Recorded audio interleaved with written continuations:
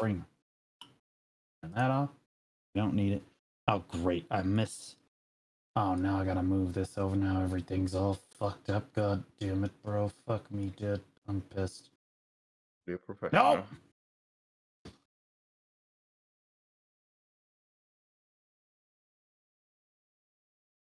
No, Windows. I don't want you to stop. Bro, it keeps trying to snap to the...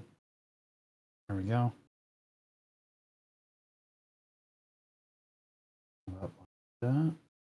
There we go. I gotta retype everything.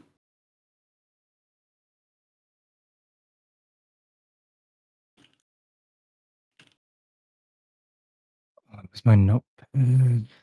Oh, I deleted everything in the past. Oh shit. Awaken DK, Oh, that's Awaken good. Maiva, We're gonna get a bunch of new notes today. Yes, sir. Awaken Witch for you. Awaken Witch is best option. This is... Ooh, Ham's name's gotta be pink because his profile picture is fucked.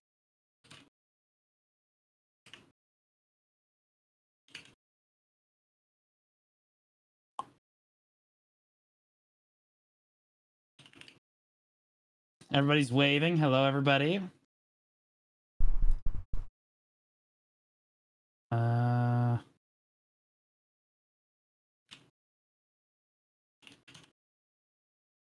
Okay.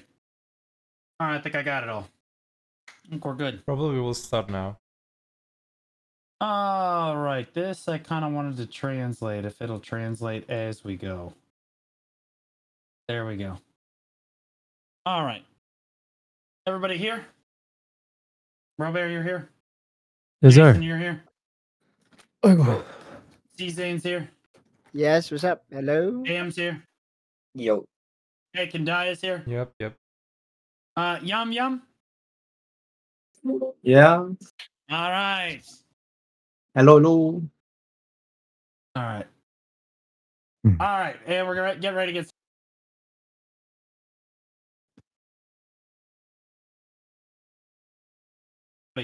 All right, let's get started. We got a lot to talk about today, guys. Welcome back to the UN podcast, everybody. Today we have a lot of regions represented. We've got North America, we've got EU, we've got MENA, we've got Asia, and we've got Korea, of course. Here with Yum Yum, we have all the chats ready to go, so you don't have to watch it through my stream necessarily. You can watch it through any of your favorite streamers. Will work, and it will go up on YouTube as well. So just make sure that, if you have an opinion, participate in the polls.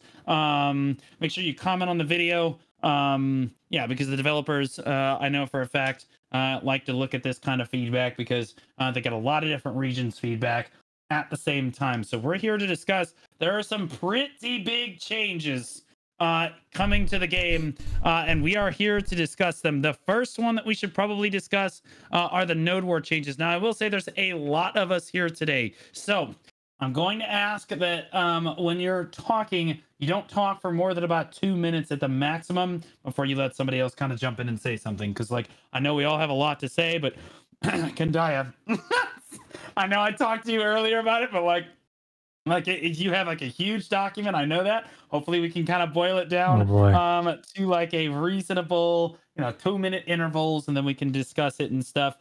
We definitely want to make sure that everybody kind of gets heard and everybody feels like it's more of a discussion and less rambling. So in this case, let's start off with the node war changes. I would like to know what each region kind of feels about the node wars initially. We will start with Jason, because EU is the best region.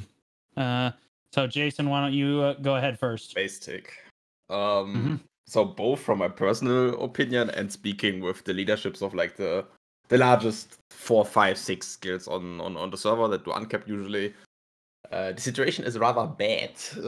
It's highly disliked. There's a lot of mechanics that need to be reworked in our opinion, and to boil it down to the base level of the situation, if there is no at least acknowledgement of PA within the next 14 days, we will probably lose 4 out of our 5 biggest siege guilds, and we will have the same situation that KR has, where there's only 1 guild left on tier 3.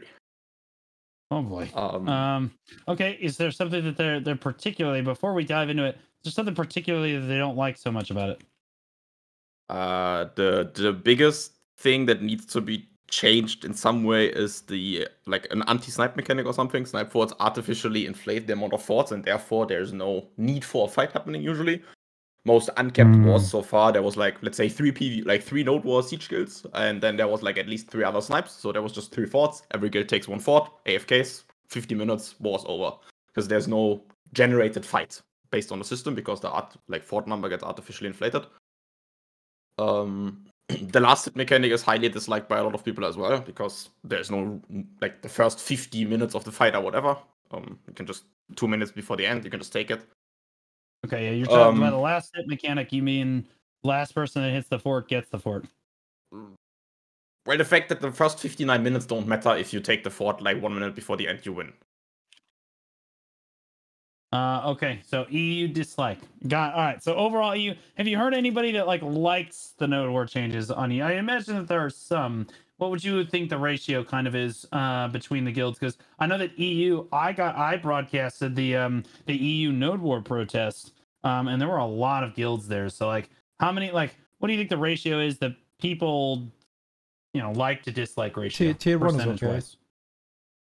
Overall, I would node say war at system best 5%. is okay, but at the very What? best, many 5 to missing 95. parts. It's making people. I think there's maybe 1 or 2 negative guilds that against like it. it. I'm gonna be honest. Like PvP guilds. If There's they keep PvE it and like life that. guilds, yes, I sure. But they openly admit that they are there for the participation rewards and not for the fight.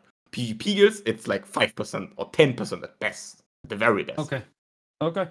Yeah, I mean, it makes sense. Okay, let's ask Kendaya. Kendaya, you do make kind of a lot of variety content. A lot of your content focuses on PvE, but you certainly are very knowledgeable on PvP. I assume you've been kind of talking with some of the major PvP guilds and stuff in your community. How do you think Mina feels about the changes? Hello. Yeah, I talk with many guild masters in my server, and they just share their thoughts. And overall, what they like no politics part. They like this randomness part. Overall, they like maybe 20-30% part of this node war system, but 70% of the part they dislike, and they also share their thoughts about. For example, for the snipe nodes, I saw a suggestion. There should be minimum for every region. There should be minimum participant rules. For example, let's say that I want to fight at Balanos. At least 10 people should just click that participate button. Then guild will be able to just participate. If they just go as a snipe, then they will get punished after the report or some kind of system. Then they will stop that snipe system, because Jason said that there are snipes. Snipe guilds just making the situation so monotone. Yeah, that's what I'm thinking. And overall, as I said, what people think, the idea is okay, good, but there are many missing parts. And those missing parts are making problem. And if PA actually listens the community about all of these problems, I think we can make this content playable, reachable, achievable. Okay. All right. Well, a little bit more positive there. That's good. Now we have a new person on the podcast today. His name is Ham454. A lot of people know Ham from North America because he is pretty widely considered to be the best large-scale PvPer in the game worldwide. He basically top frags in every single North American guild and every guild on Asia. He primarily plays on Asia, but again, he has North American accounts. He probably has EU accounts too. Ham is joining us today to kind of give his thoughts on what Asia thinks about the node war changes, and then his own thoughts, because I do feel someone with Ham's expertise definitely matters. His opinion definitely matters here. Ham, how do you feel like Asia's been kind of receiving the node war changes? Oh yeah, I'm gonna speak completely frank with you. Okay. It is trash. AFK node wars. It is so bad, man. Like, I talked to I have one of my friends about it. He went in and he was like, bro, we're AFKing for 20 minutes and then the war's just over. Like, what? What is the system? We're not PvPing here. We're AFKing for rewards. We literally we literally tabbed out mid-war and played TFT. Like, this is not node wars. This is fucking, what is this? It's nothing. That is the reality of the system. It is trash. The only good thing I think that like I've heard from a lot of people on multiple regions, the only good thing is that it's that you can queue up on system. Because for some context on what happens on the Asia system, Asia Node system, there's 3 mega alliances, which has got effectively what was happening before was if you weren't in one of those mega alliances, and if you didn't drop with your mega alliance on the same node, you'd get barred from PvP for the week. So what you had to do is you had to drop with your alliance, which is 5-6 man alliance. Otherwise, you're barred. So the one thing that is doing that is good is the fact you can pick pick the nodes, and you can queue effectively, right? And you get some like the funny thing is it's still happening. Like there's still mega alliances they queue up for all of the same nodes or somewhat. And what ended up happening this week is there's a few fights that ended up being like 5v2s or 5v3s. But hey, at least that's okay if it's a 5v2. But you know what's not okay? Is if you just AFK at a node and you don't get PvP. Like, what are you supposed to do? Like, you're just tabbing out, man. This is not a game. It's like, I am legitimately debating whether I should actually log into the game and play and go to these node wars, because all it is just, oh, I get what, a bill for 20 minutes? It's the only good part about it. So yeah, it's pretty crazy. Overall, Ham, what would you say is the reception? That's kind of your reception. What do you think is the reception of kind of the rest of the guilds that you play with in Asia? What do you think that do you think the Super Alliances actually like it? I've heard some reasonable positive feedback from Asia. Some people in Asia technically like it. What would you say the like-dislike ratio is? Okay, it's I don't know. I haven't speak to a single person in Asia that actually liked it. I think the only people I've heard that actually kind of like it over everywhere I've played is the tier 1 NA scene. I've heard that may like it, but nobody else has told me they've liked it. As I said, the only thing we like that people actually like is the fact you can queue into nodes, different nodes, and you don't have to figure out where the PvP is, quote unquote. Although you're fighting sticks half the war and you're AFKing at your base, so if that's PvP, right. I don't know what to say. Yeah, well, if the T1 scene likes it, that's at least a fair amount of guilds overall. But I'm assuming not the entire. I mean only in NA. Yeah, okay, so I can't speak exactly on because frankly, the tier 1 scene is kind of dead in Asia. There's only 5 or so guilds on the tier 1 on the 30 man. Really? Most of the majority of the guilds over the last 2 weeks have been placing on the uncapped fights. The uncapped were packed. Wow, what but the hell? Both Karma and Calpheon were pretty packed for 2 or 3 days, 4 days, and then the Medea one was had a little guilds. I think there might be one day where the tier 1 actually had more than 5 or 6 guilds, but I wasn't really paying attention. I think I streamed every day that I actually had a fight, or a quote unquote fight. I had forts to fight. But yeah. Oh my goodness. Okay, all right. Well, that's good to know. Okay, C-Zane, I'm gonna let you. You're gonna be kind of you have kind of a hot take here. So C-Zane really likes the node war changes, from my understanding is, but C-Zane, you're a little bit more connected with the scene nowadays than I am. What would you say is the overall reception in North America to the node war changes? Okay. So Corrupt. Listen, from Corrupt side, we've had nothing but bangers. Okay, I'm not gonna lie to you. Every fight Corrupt has had, it's been so fun, and majority of our time, our guild mates like it. The only time they didn't like is when we dropped on a 50 man, because we have we're over signing up a ton, by 40. It's actually crazy. I don't know how many people. We find money. Everybody wants to just come PvP all of a sudden. We've only had a couple times where I've seen because the first couple of days I was watching Jason, right? I was watching the EU scene, watching Jason and a couple other people, and I saw that they were getting a lot of people AFK, and we didn't have any of that in NA. I didn't hear anything about it. But every fight has been really fun. I think the fast pace makes you feel like you have to move faster, even though you have to set up for the first 10 to 15 minutes on a flag. We had that one fight that a lot of people watched when it was Digi, Cho, and Corrupt on that common node. That would have never happened with the old system. Never in any scenario at all. And I think that was probably the most I don't know, anticipated fight I wanted. out of all this entire system. And the reason I like it so much is because I'm trying to make the best out of what we have, right? Is because I know that they're not going to come up with they're not going to revert or anything like that because they're tired of the player-based, the player-driven like node war system. So they want to revert it to what it is right now instead of reverting back to old days. But I mean, I like the titles too. The titles are pretty cool. You know, if they wanted to do the old system, and then, yeah, every war. I'm a top fragger, so yes, I have titles. Yes, they're super cool. I've been in T1s. All right. I was in T1s on Friday. That was pretty cool. I was in T3s and I've done uncapped almost every day. Yeah, I top frag in our guild every once in a while too, but we get nowhere near. We still get no titles. Nowhere near like 30 the titles. Yeah. Okay. So, Zane, what would you say the overall reception is outside of Corrupt and like outside of Corrupt? Overall? What % of the North American Node War scene likes the changes? I'd say it's pretty split. I don't think it's too overly to the other side. I do think a lot of people hate it, but I think they're hating it for the wrong reasons.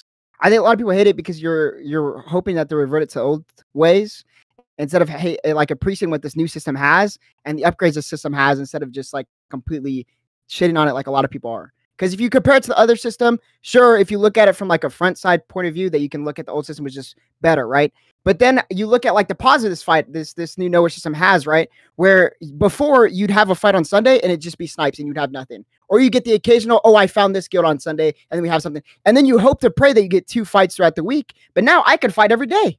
And in NA, thankfully, we have a lot of guilds placing on T1s, on the 50-man. Uncapped slowly dying, like it was just Cho and us today on the uncapped, unfortunately. But other than that, every day has been really fun. And we've had multiple fights every day. And the money's good, of course, obviously, right? And I think that's a big plus from the other one because Node War is really expensive. I don't know how many other people agree with that, but it's kind of ridiculous popping deep season elixirs every life. We do it anyways because we love it. Yeah. So, I mean, don't you think it's kind of a bad sign that Uncapped is already dead and we're not even a week into the changes? I don't think it's dead because... So I don't think it's dead because we're a weekend. I think people are just trying other caps. I don't think it's dead for any specific reason. I think maybe like some guilds were tired of getting just ran over by Cho. Because a lot of guilds can't compete with Cho. It was kind of like the issue before, right? That was Uncapped wasn't like super alive before anyways. So it's because the gear gap is pretty like huge. But yeah. Okay. I'll be honest with you. The majority of the feedback that I have received from North American players, and believe me, I have been getting a massive amount of feedback, whether it be through DMs, reading forum posts, and like my general stream chat and everything. The vast majority of the feedback that I receive is this, like, I would say that maybe 5 to 10% of the feedback that I have received has been like, yeah, we really like the changes and we think that it can work. So like if I combine this with Zane's, like Zane, you think it's a 50-50 split, right? I don't know what the exact number is. I know there's a lot of people that don't like it, but I think they dislike it because they're comparing it to the other system. All right, I'm going to 70-30. I'm going to 70-30. That's not even that bad. That's not even that bad. I think that's fair. I would say that it's probably more than 70-30, but like I'm going to be generous. I'm going to say that 70% dislike and 30% actually do like the new Node War changes in North America. Can you ask Yum what the general reception has been to the new Node War system? What percentage of his Node War scene feels like they like it? And what percentage of the 8 people that do Node Wars in Korea actually dislike it? Yep. So he preemptively sent me some of his opinions while I was translating to him on Discord DMs. So I'll give him some. He's still editing. He deleted them. So I'll say the first part was, he says, I don't see it in a negative way. This is fun in its own way. In the KR server, the T2 to T3 war guilds don't like it. However, he thinks overall it's a 50-50 split. And 얌비암님 의견 추가할 거 있으세요? 일단 거의 한 20%밖에 번역 못했어요. 메시지 지워져서. 아, 네. 이거 그대로 그냥 말씀드려도 될 것 같은데요? 그대로요? 오케이.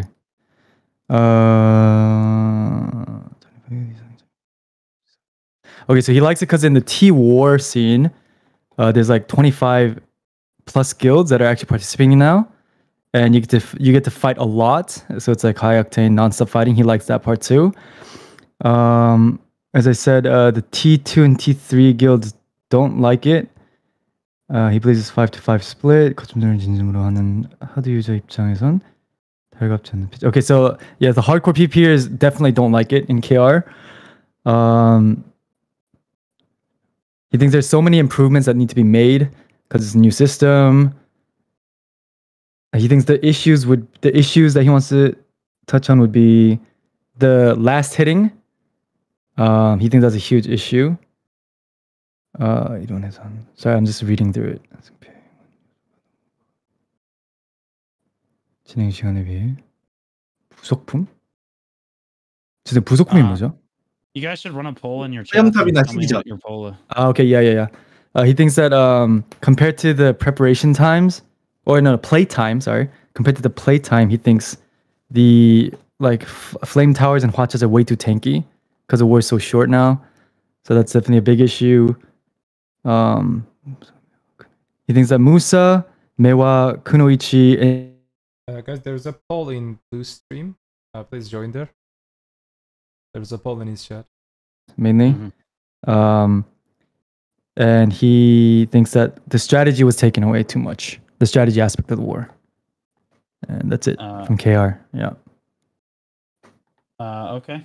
And I've been translating everything you guys have been saying like real time through DMs. And he's showing it to his chat. So yeah. Yeah, you're good. Yeah, guys, you can run polls and stuff so that we can kind of see and like share the results with us so that we can kind of see what the reception is to the Node Wars system kind of overall. Okay, now we're going to get into the nitty gritty specifics of why people might like. Okay, what are the things that we like about the new Node Wars system? Jason, is there any redeeming qualities about the new Node Wars system in your opinion? Yes, there is. To quickly mention a lot of things, or like a lot of hate that I'm getting from the chat right now, I'm judging the current state of the system, not the potential it has or what it could be with changes. The current implemented system we've played for the last week. That one have I judged, not what it can be. There's feedback we can give, and then it can be nice. Okay. Positives. The rewards are good. I've even heard people say it's too good, honestly. I've heard some people argue that they are too good, especially the participation rewards. Don't say that out loud. Rewards are good. Yeah, don't. The I'm rewards just are great. Do forwarding, not okay? Put that out on your YouTube video, please. Please edit that out. Thank you. I'm just saying. Yeah. I'm just forwarding, okay? It's not my personal take. It's Kagami's take. Okay. I mean, there's nice mechanics like the queue system. I think is liked by a lot of people, even though we need to talk about the region split later on. The horse revive function is nice, like the titles and stuff, right? But I think the majority of good parts about it are not tied to the new system. Like you can add a horse revive whenever. You could have just added that to the old one. You could have made new titles and better rewards for the old one and shit, right? I think the only good part that is genuinely tied to the new system is like the entry barrier for tier 1 is very, very low. It's very easy. Like for tier 1, it's a nice system for people to get into because you have basically no entry level, right? Like you can just click on it and you're in. You can fight, which is really, really good. Okay. But that's the only positives I think I've heard from the most people. Yeah, no, I mean, like I ran a poll in my chat, and of the poll in my chat, it said 57% of people like it, at least in my chat. Yeah. Oh my god. Okay, so, yeah, I mean, we might roll back more towards like a 50-50 like dislike 50-50. for NA, and I'll be honest with you, these are probably mainly EU viewers. But like I think the hardcore PvPers don't like it very much. But yeah, that's good feedback, Jason. Let's see, Czane, I know you love the new system. What parts are you loving so much about it? The constant fights. Corrupt. That's what I'm saying. I think corrupt is. I think I've just been too babied in corrupt because corrupt we don't really like people AFK on us. We go to them. I'm not gonna lie. We don't really care about the forts as much. We kind of get them anyways, but we kind of bring the fights to them. As I said before, more fights on days like Sunday. Before politicking, it would kind of fall through and we wouldn't get fights every day, 2 to 3 days, because some people just didn't want to fight us or we couldn't get incorporated in the fight or digital want to place or choke it in place because of castle. I think, I don't know. There's a lot of good, I think it's more RBF based. I do think the last hitting kind of sucks, but that's just a part of the negatives. I think there's just some positives. I think Jason said most of them. I don't really need to add any more. Okay, yeah. Can Ham, is there anything you like about the new Node War system? Oh, is there? Dude, I'm really struggling here. Like I like that you can own a castle and you can node war every day. You don't have to politic as much. That's cool, I guess. Okay. You don't get locked out by a 5-man alliance or 6-man alliance. That's cool. But like, you know what I can tell you what the one I think the thing I'm trying to like understand where Cezanne's coming from. Like I really am. But like half of the fights, like I was in the NA fight. That was the best possible thing the system has to offer, and it's a 1-hour fight. That's it. That's it. Whereas like majority of the fights we have or I've had on Asia, like 4 or 5 out of like however many I've been in now. It's like the Valencia node spawns so bad, and like half the time you're on one side of the map. Oh, your horse dies? Oh, you don't have a pearl item to give you, or a loyalty item to revive your horse? Oh, you don't have a sentry?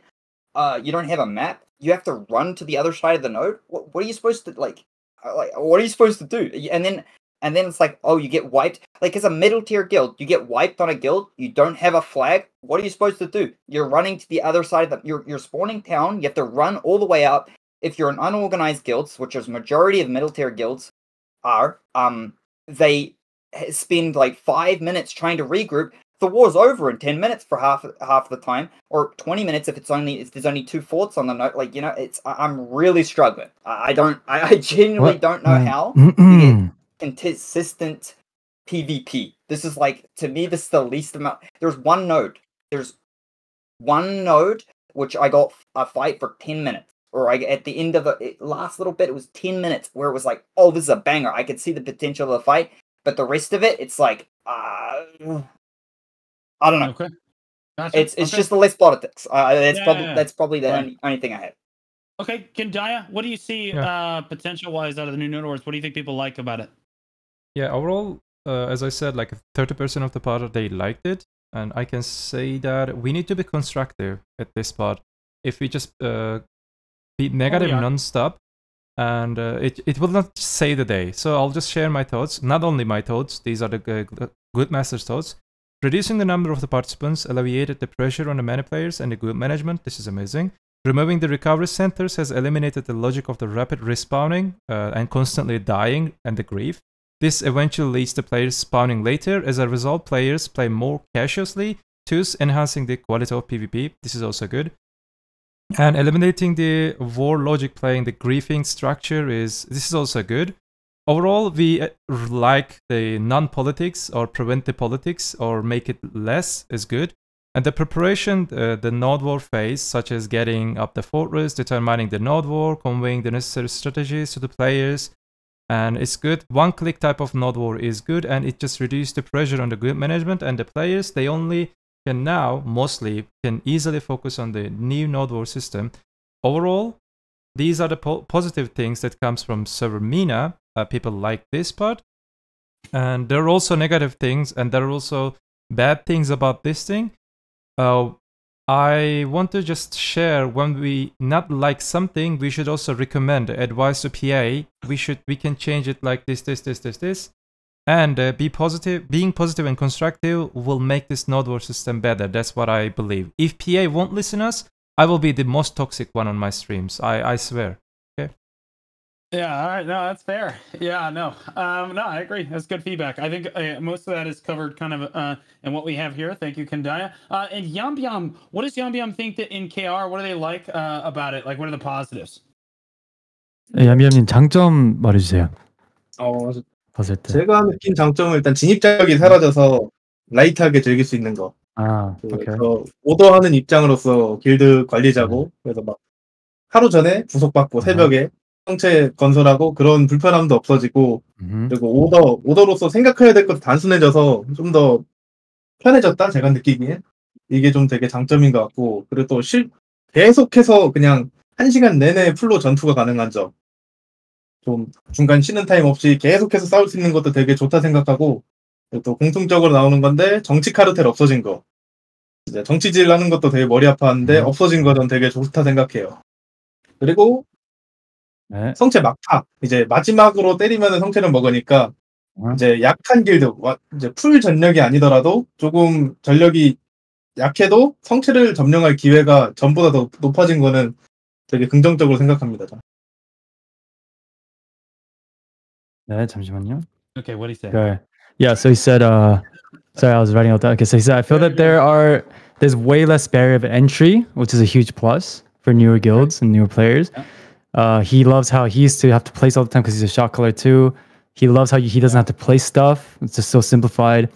He says shot calling has become way easier. You can just like fight it out for an hour straight. Much simpler strategies. He's taking a positive view on it.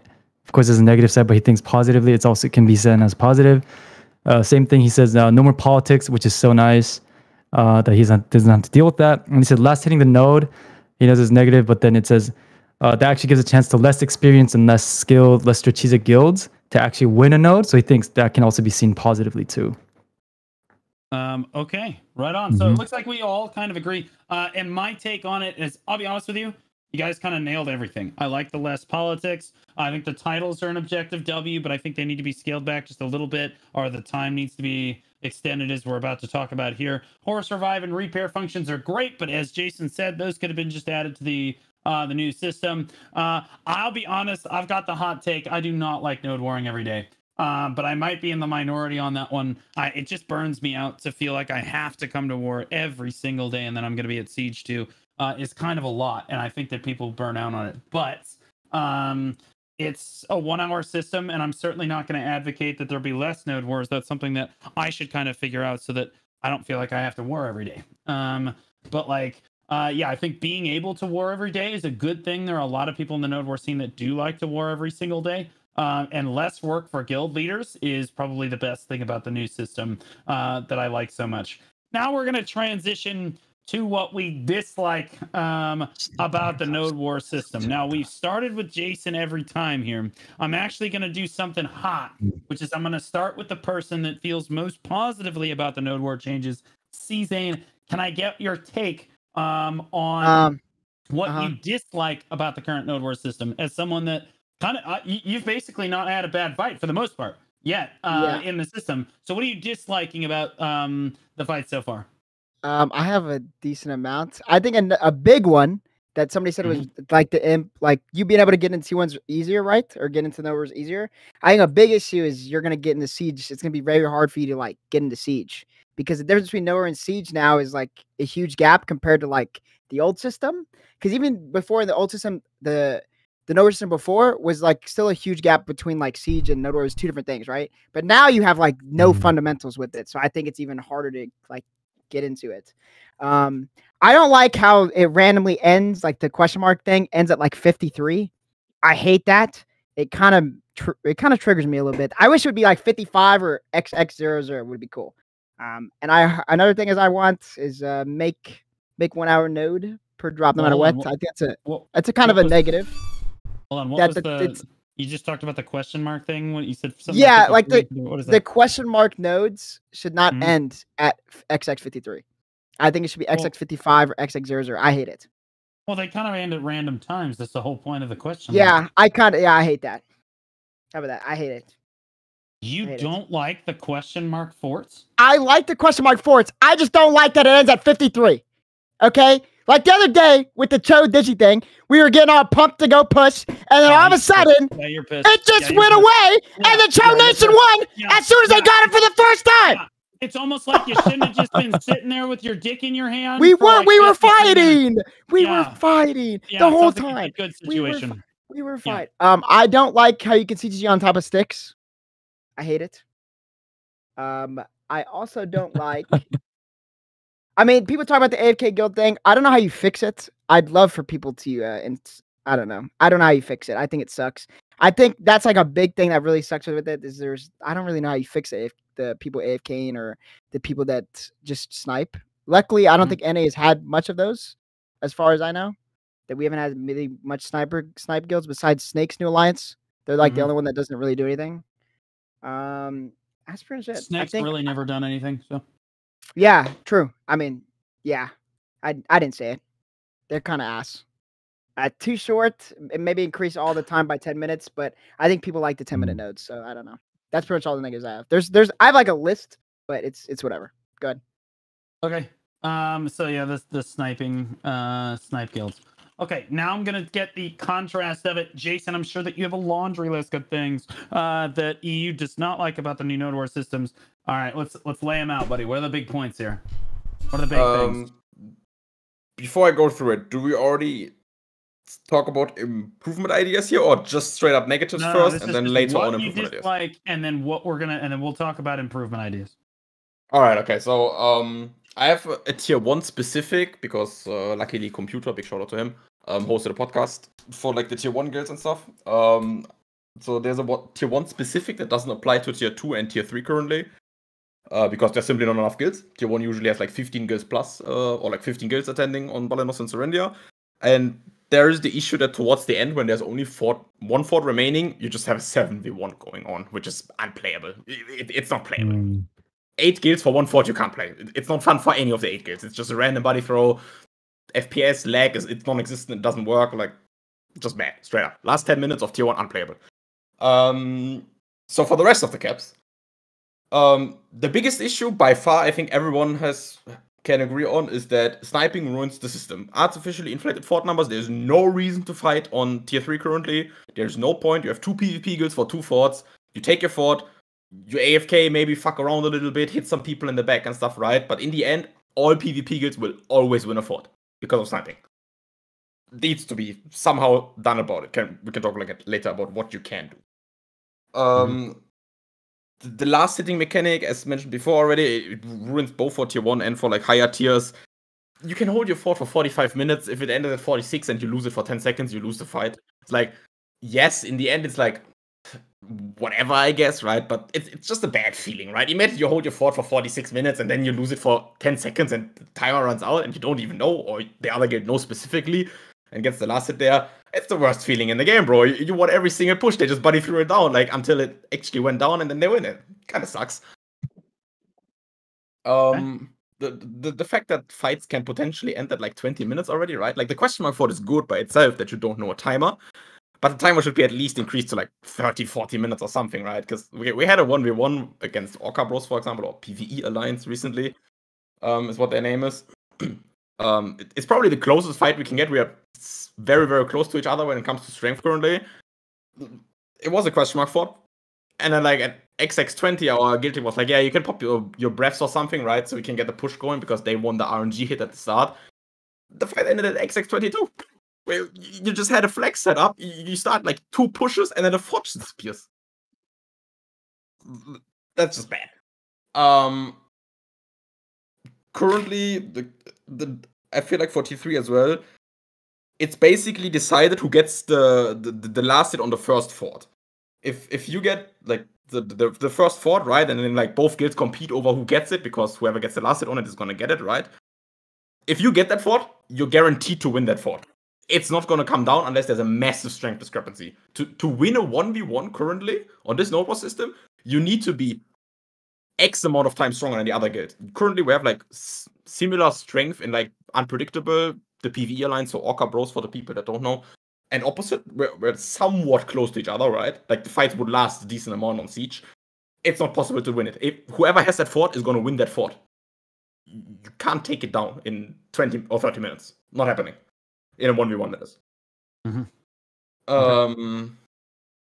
I think that touches on the biggest 4 or 5 points I would say currently.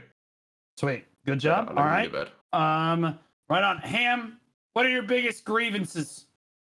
Well, first of all, I want to say, like, I'm sorry if I'm a bit, like, loud about this, because I'm extremely passionate about Node Wars. Well, that's why you're here. Like, yeah, it's the main reason I play the game. You're right? a good representation of that's literally like genuinely the main reason. Log in to play Node Wars, right? Like that's like the hardcore. Well, I can't really do with ping. I can't really do much other content in the game. Like, right, it's kind of a joke. But anyway, what I dislike, the main things, like genuinely, like the main problem I think is the fact that like it should be 30 minutes late. Like. The forts or the nodes, there should not be a single fort under 30 minutes. Saying it. I don't think 10-minute forts should be a thing. I don't think 20-minute forts should be a thing. It's just like that's It shouldn't be a thing. And an hour max. This is a bit more controversial. Like, I'm not sure if I'm the only person that feels like this. I've heard a lot of other people do feel this way, but like 1 hour max seems really grief. Like, I think it needs to be more than 1 hour. The other really big problem with Node Wars is the spawns in some of these regions are extremely bad. Like, Valencia is borderline unplayable right now with the spawns. Like, you have to run from if you don't have a uni, you have to run from Arihaza, Valencia. What was it? Arihaza, Valencia, or the harbor. Right, that's the 3 spawns if you don't have a flag. So it's really bad on some of these regions. And like, also, like, if you don't have a uni and you're doing Medea Valencia, you need a uni. Like, it's mandatory at this point. It is very unfun to play. I would say that, and the other thing that's really concerning to me is because now Node Wars are extremely different from what Siege is like. I think we'll see, especially if we have the system for a long time, we're going to see a massive, a massive gap between guilds that try to push to Siege, because like there's going to be an insane knowledge gap between Siege guilds, Siege guilds and Node Wars guilds, because just Node Wars are so different to Siege now. So, and I feel like Node Wars are very dumbed down right now with like. It's literally, like someone said it before, it's an RBF. Like, it's literally, quite literally, you go to a fort, you RBF on the fort, you try to last at the fort, that's it. There's very little strategy. I won't say little, but there's very minimum strategy that goes into, there is some, but like, there is very minimum, especially compared to the old system. And that's like, would be the main reasons I don't like the new Node Wars system. Along other things, but those are the big ones, for sure. Right on. Okay, yeah, no, those are good. Let's see. Have we done Kendaya yet? Nope. Okay, Kendaya, go ahead with your dislikes. What are people not liking so much about the Node Wars system? So overall, the same things I can say, but there are extras. The HP and DP values of structure and the cannons need to be reviewed. Damaging the structure is quite difficult. Giving guilds who luckily land the final hit and they get the fort, it's significant advantage. Particularly the structures in Balenos and Serendia regions are extremely strong. The building prices need to be reviewed again, and because they're expensive. To the buildings, the damage caused by the auxiliary buildings like flame towers and hawachas, they should be eliminated. If a fort is captured, for example, by your guild, the structure of the guild surrounding the fort and losing the fort should be removed. As a result, those who capture the forts cannot even stand in their own areas, constantly getting CC. They cannot even just stay in still, and it's a big problem, and they lost their forts instantly. In 1v1 situation, providing certain advantage to the attacking guilds can be considered, is because whenever you get a node, whenever you get a fort, the defense, being defensive, defensive mode is so easy, attacking mode is a little bit problem right now. It's almost like impossible for 2 guilds with equal conditions to capture a fort from the other one.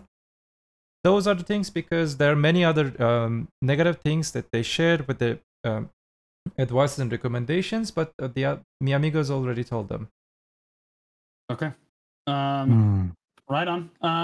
What does Yambiam not like so much about it? 얌얌님, 안 좋은 점, 일단 단점. 네. 일단 단점, 지금 네. 거점전 메타가 일명 롤로 따지면은 바론 강타 싸움, 이거 하나로만 진행되는 거점전이 돼버렸는데, 그래서 성체 종료되기까지는 아무도 성체를 공격하지 않아요. 그래서 다들 서로 눈치만 보다가 종료 3분에서 4분 그쯤 돼서야 막타 우르르 들어가서 막타만 노리는 그런 거점전이 진행되는데, 반면 그 물음표, 이제 랜덤 성체라 그러죠. 종료 시간이 랜덤인 성체는 이제 물음표 언제 끝날지 모른다는 특성상 사람들을 막 쫄리고 긴장되게 만들어서 계속 성체를 공격하게 유도돼요. 그래서 요런 특성 좀 섞어서 20분에 종료되는 성체를 10분에서 20분 사이에 랜덤 종료, 요런 식으로 구간 랜덤 종료 이런 걸 추가해줬으면 좋겠어요. 그러면 좀 강타 싸움이 좀 줄어들지 않을까. 그리고 이제 성체를 마지막 타격에서 점령했는데 그 성체에 일정 비율의 데미지를 입히지 못하면 예를 들어 성체의 체력이 10%를 10%만큼 데미지를 못 줬으면 주인 없는 성체로 바뀌게끔 이런 걸 방지하고자 그런 것 좀 추가됐으면 좋겠고 그리고 거점 지역 로테이션 맨날 같은 지역 하는 거 질립니다. 제발 좀 로테이션 좀 돌려줬으면 좋겠어요. 어떤 그리고 로테이션이요? 아까 죄송해요. 응? 다시 네? 한번 말씀 주실래요? 방금 그 하신 말씀 다시 한 번만 더 해주세요. 거점전 지역 로테이션 아하. 네, 맨날 같은 지역 이제 1티어는 아, 발레노스 오케이, 네. 세렌디아 고정인 거 Yeah. 그런 게 좀 Yes, sir. 불만입니다. 그리고 부속은 아까 메나 쪽에서 말씀했다시피 너무 튼튼해요. 거점 진행 시간에 비해 체력이 너무 많습니다. 그래서 이것도 좀 손봐야 될 것 같아요. 제 의견 여기까지입니다. 일단. Okay. So he thinks that the current meta is basically like Baron Smite 50-50. That's the meta. So he's seeing a lot of instances where everyone just kind of looks at each other till the last few minutes and then everyone just goes in to try to hit a node towards the end of the war. He doesn't like that. And he thinks the question mark node, on the other hand, it's unknown. So it kind of pressures people to keep fighting over it because you don't know when it's going to go away. So they should make more nodes that have random timers, he thinks, to kind of encourage fights. So for like the fastest despawning nodes, maybe don't make it 10 minutes, make it anywhere between 10 to 20 minutes. So if you want an early node and leave, you have to keep fighting for it because you don't know when it's disappearing. That's one of his ideas. He also thinks, I think I might have misheard this, but something about if a node only has 10% left, it should be owned by no one. 죄송해요. 그 포인트 중 하나가 10%밖에 안 남았을 때 주인 없애는 거 한 번만 더 말씀해 주실래요? 이제 네. 길드가 성체 체력을 10% 이상 깎지 못하였을 때는 점령이 불가능하게끔. 기여도 시스템. Okay, 일정 비율의 데미지를 입히지 못하면. Okay, so he thinks that if a guild didn't do more than 10% damage to that node, they're not allowed to own it. So let's say like another guild did 80% and then another guild came and only did the last 10%, they shouldn't be able to take that. It'll just turn into no one owns that node anymore. If a guild that only did a little bit of damage was able to last hit it, they shouldn't get it. And he also thinks that the node war regions, they should mix it up a little bit for each tier. Instead of like T1s always being the same two regions, it gets stale. So he thinks if they could rotate the regions around for each tier, that'd be nice too. And then last point is that the structures are too tanky, which I think everyone can agree. Gotcha. And that was it. Yep. Okay.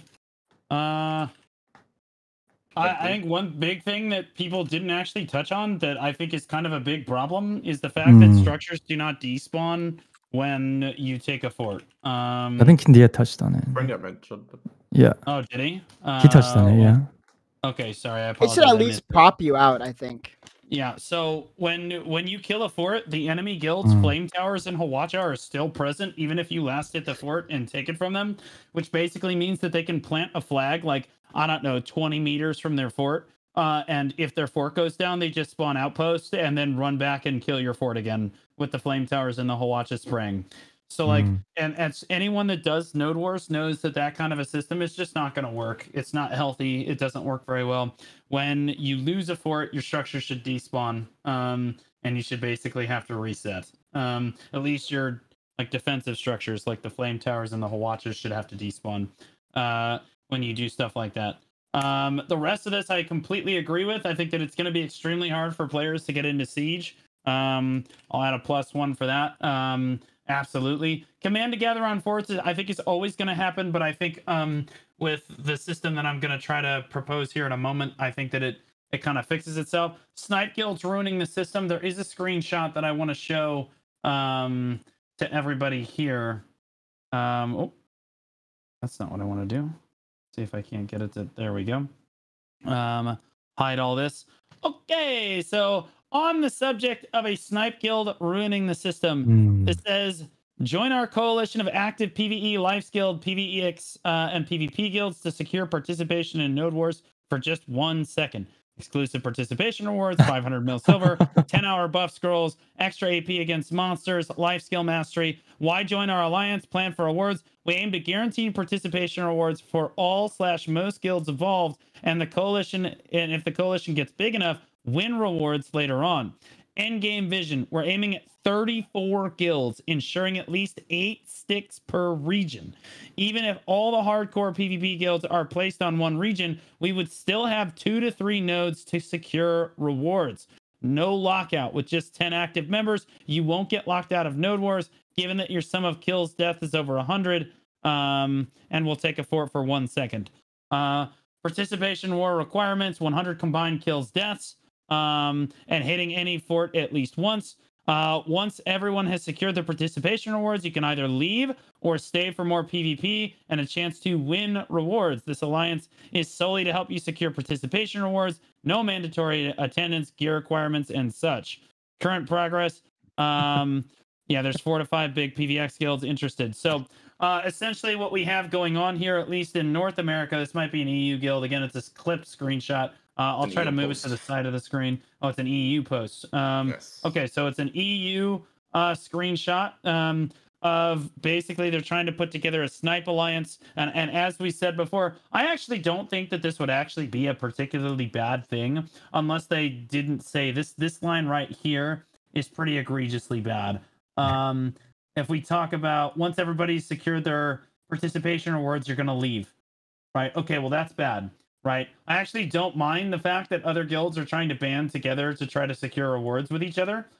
Is totally fine because like they're basically still forced to fight the other guilds. I think that would be fine.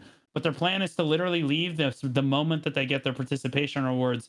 I think that's overall kind of a bad thing. But yeah, snipe guilds ruin the system because they give more forts than would normally be there, and it kind of ruins the entire system. And you already see alliances kind of trying to do this.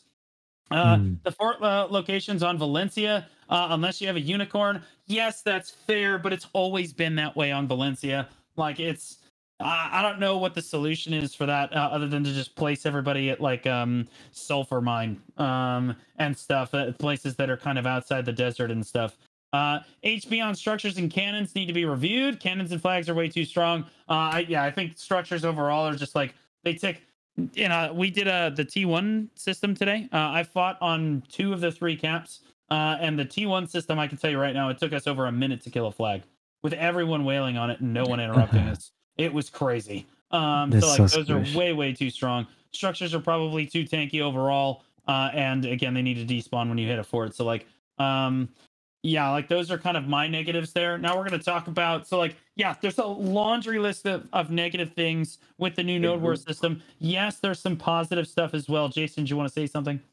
Yeah, I forgot 2 small things to add to the list before we move to the next topic. If you don't mind. Yeah, go ahead. Okay. So the tier 3 fort locations, like the tier 5 node fort locations are always the same, right? Like it's always the same 3 nodes or something that gets chosen. One of them is going to be the question mark fort. You already know it, right? For Calpheon, they're really shit. One of them is in Root Station, which you basically barely can 2v1. The other one is North Kaya Mountain, which is on top of a hill, which is shit. And the other one is Trina Fort, which is shit. So all the tier 5 nodes in Calpheon suck ass, by the way. Please change them. Like, they're horrible to play around. This touches a bit on Ham's mentioning of the fort locations being bad. At least for tier 3, that is. The Karma ones, I think, are fine. The Calpheon ones are really bad. You don't want to fight them. And on top of that as well, the region split for tier 3, I think, is a very bad mechanic. I don't know how it is for NA, but EU has, like, 4 guilds that are, like, uncapped that are really somewhat close to each other. And then there's a rather large discrepancy, and then, like, another 3-4 guilds come, right? Yeah, we have 3, and then there's a massive gap, and then no one can fight the top 3.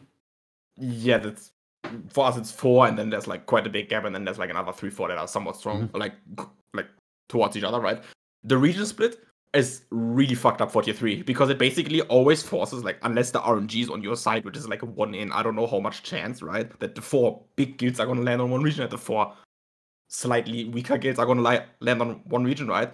It forces the huge discrepancy between guilds to fight the super strong guilds, which is just not fun, right? Like if the rank 6 or 7 guilds have to fight the rank 1 guild, it's not fun for any of them, right? Yep. So the region split is a notoriously bad thing where the rank 4, 5, 6 guilds on EU currently rather go capped, even though they usually would go uncapped, because they will be forced to fight the rank 1 and rank 2 guild always, like at least.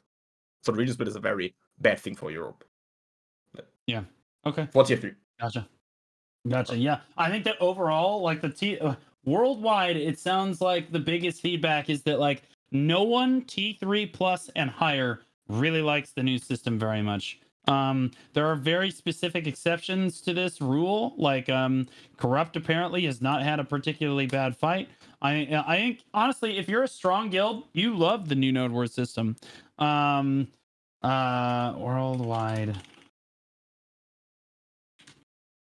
Deadage.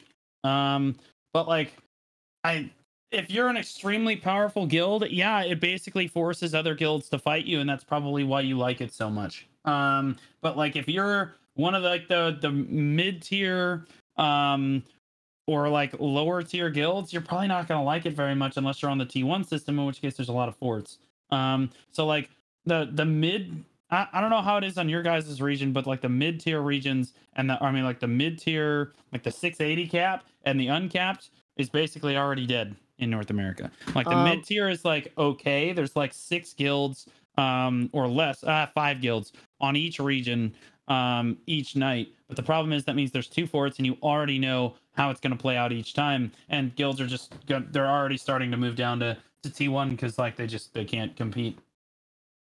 It shouldn't split that early. Like the region split shouldn't happen with like 4 or 5 guilds only, right? Like maybe at like 9 or something, right? But I think, especially considering that you will always have the same 2, 3, 4 locations if it's only like 3, 4 guilds, right? Yeah. There's no need for region split unless you have like at least 8 guilds on a region. Like splitting it for 5, 6 guilds is stupid. Can I just say something real quick? Go ahead. In Asia, Uncap's the most alive. Like it's the opposite. Like, really? There's the most guilds, or majority of the guilds place on Uncapped. Okay, I'll take that out then. Do they actually fight though, or? Yeah, like what? Like is it Yeah, just a well, it's an Zerg, or entire like it depends on which. Right, because there's alliances, right? Like it depends. It's RNG. This is the good thing about the system, by the way, because there's alliances. You queue up for a lot of them queue up for Uncapped, and then it becomes like a 4v3 or something like that on the Uncapped region. Because it RNGs like half the alliance in. Sometimes it's kind of doomed because then you get like their top 2, top 3, and like the one at the bottom, or like one mid, and then you queue into like 2 or 3 from the middle, 3 like middle guilds from the other alliance that aren't really fighting, but it's still a fight, right? It's still PvP, and that's what I think we like the most about it. But like, as I said, the queuing system is the best part of the node in at least from my point of view, and I think a lot of people from Asia would agree with that.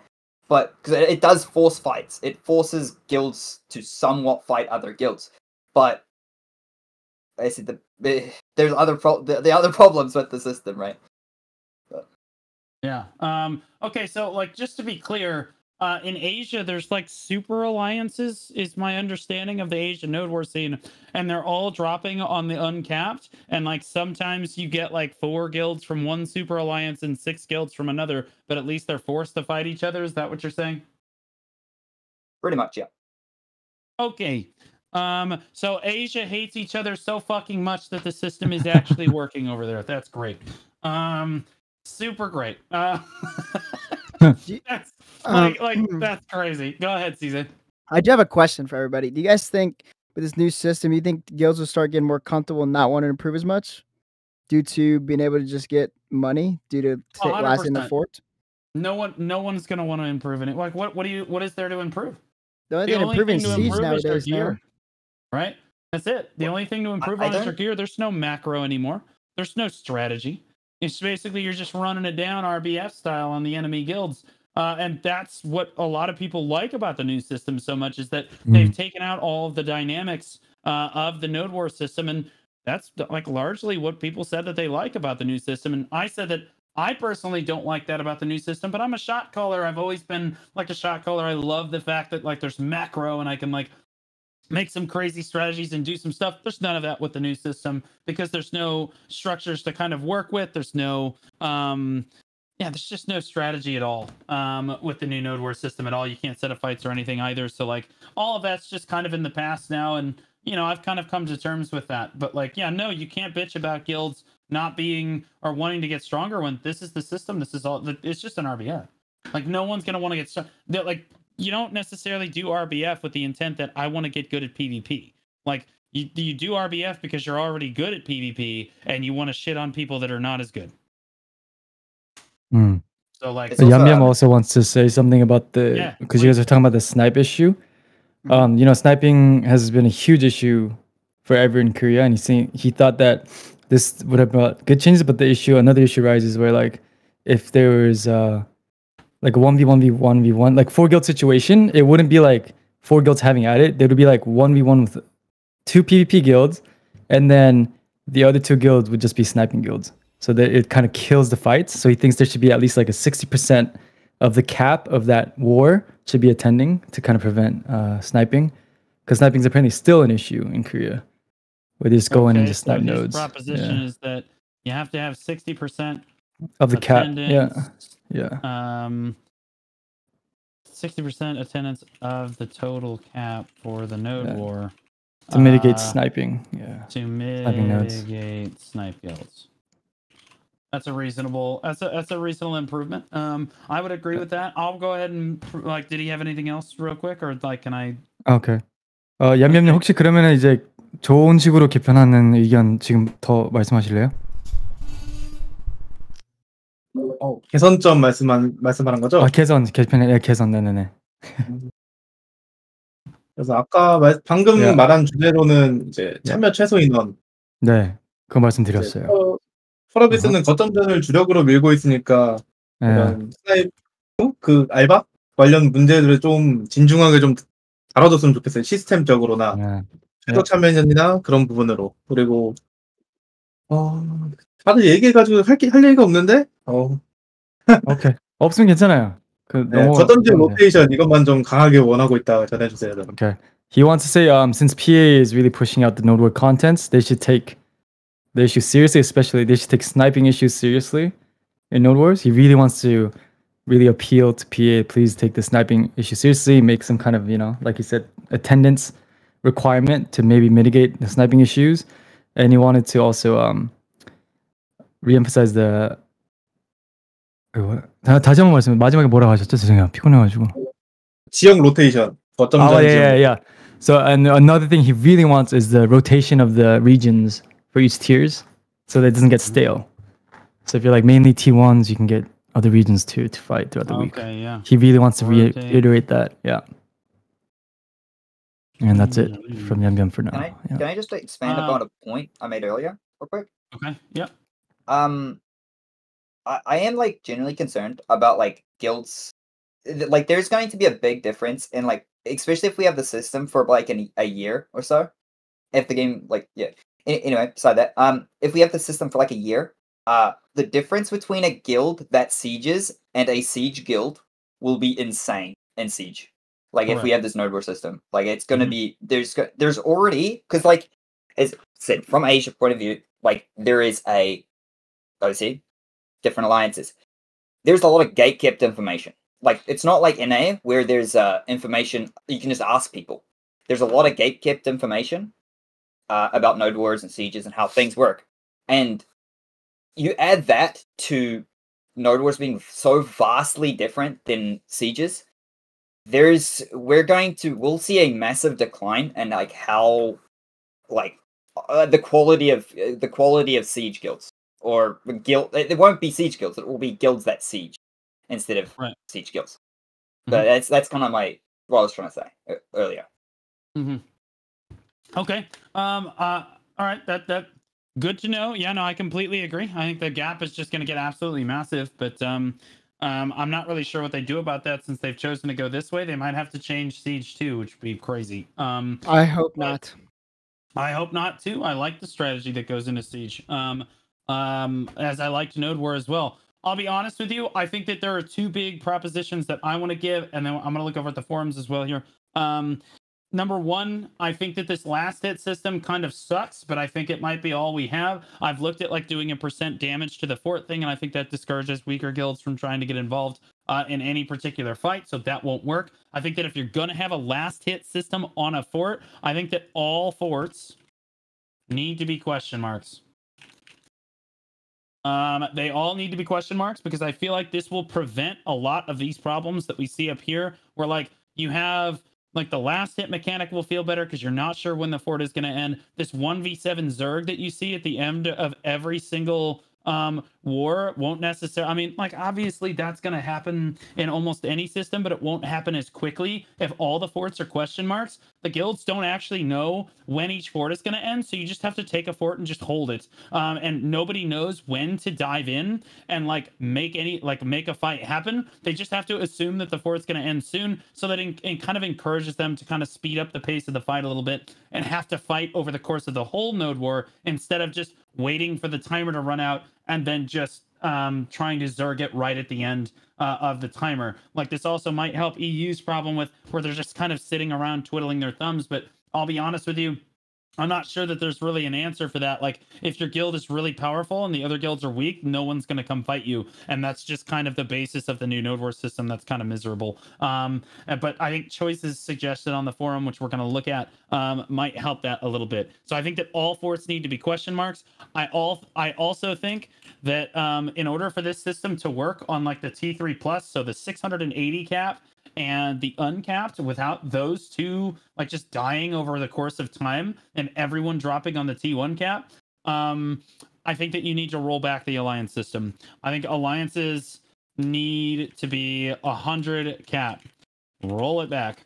I think that this will overall increase the number of guilds in like the Node War system. More guilds mean more forts, mean more fights overall. And I think that if you roll the alliance system back, so instead of being 150 man, you roll them back to 100 man cap, I think that the Node War scene is better. It's better because you have more forts, or you have more guilds. More guilds makes the system work. As we've seen on Balanos and Serendia, if you have more forts, the system can actually have fun. The only people having fun right now are the ones where you have 15 forts sitting on a region. So if you can get 10 plus on a region, it might work. Another suggestion that I have is instead of having 2 regions for uncapped, and 680 cap, need only 1 region. So like one day it can be Valencia, the next day it's Medaya, then the next day it's Valencia again, and then the next day it's Medaya, or it's just random either way. I don't care. But like this will again double the amount of guilds on a region. What Jason said earlier, there's just like the region splits, and then like there's just not enough guilds to promote a fight because everybody already knows how strong they are on this 680.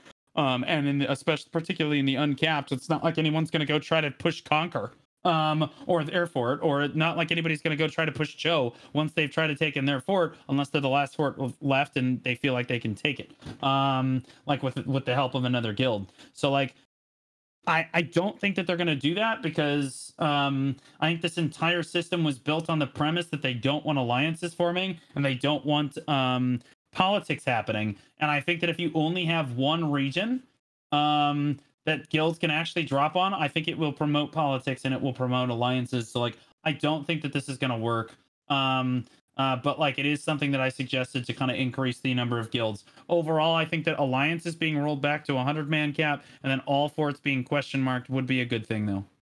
But like I'm curious what you guys like. Jason, what do you think about that?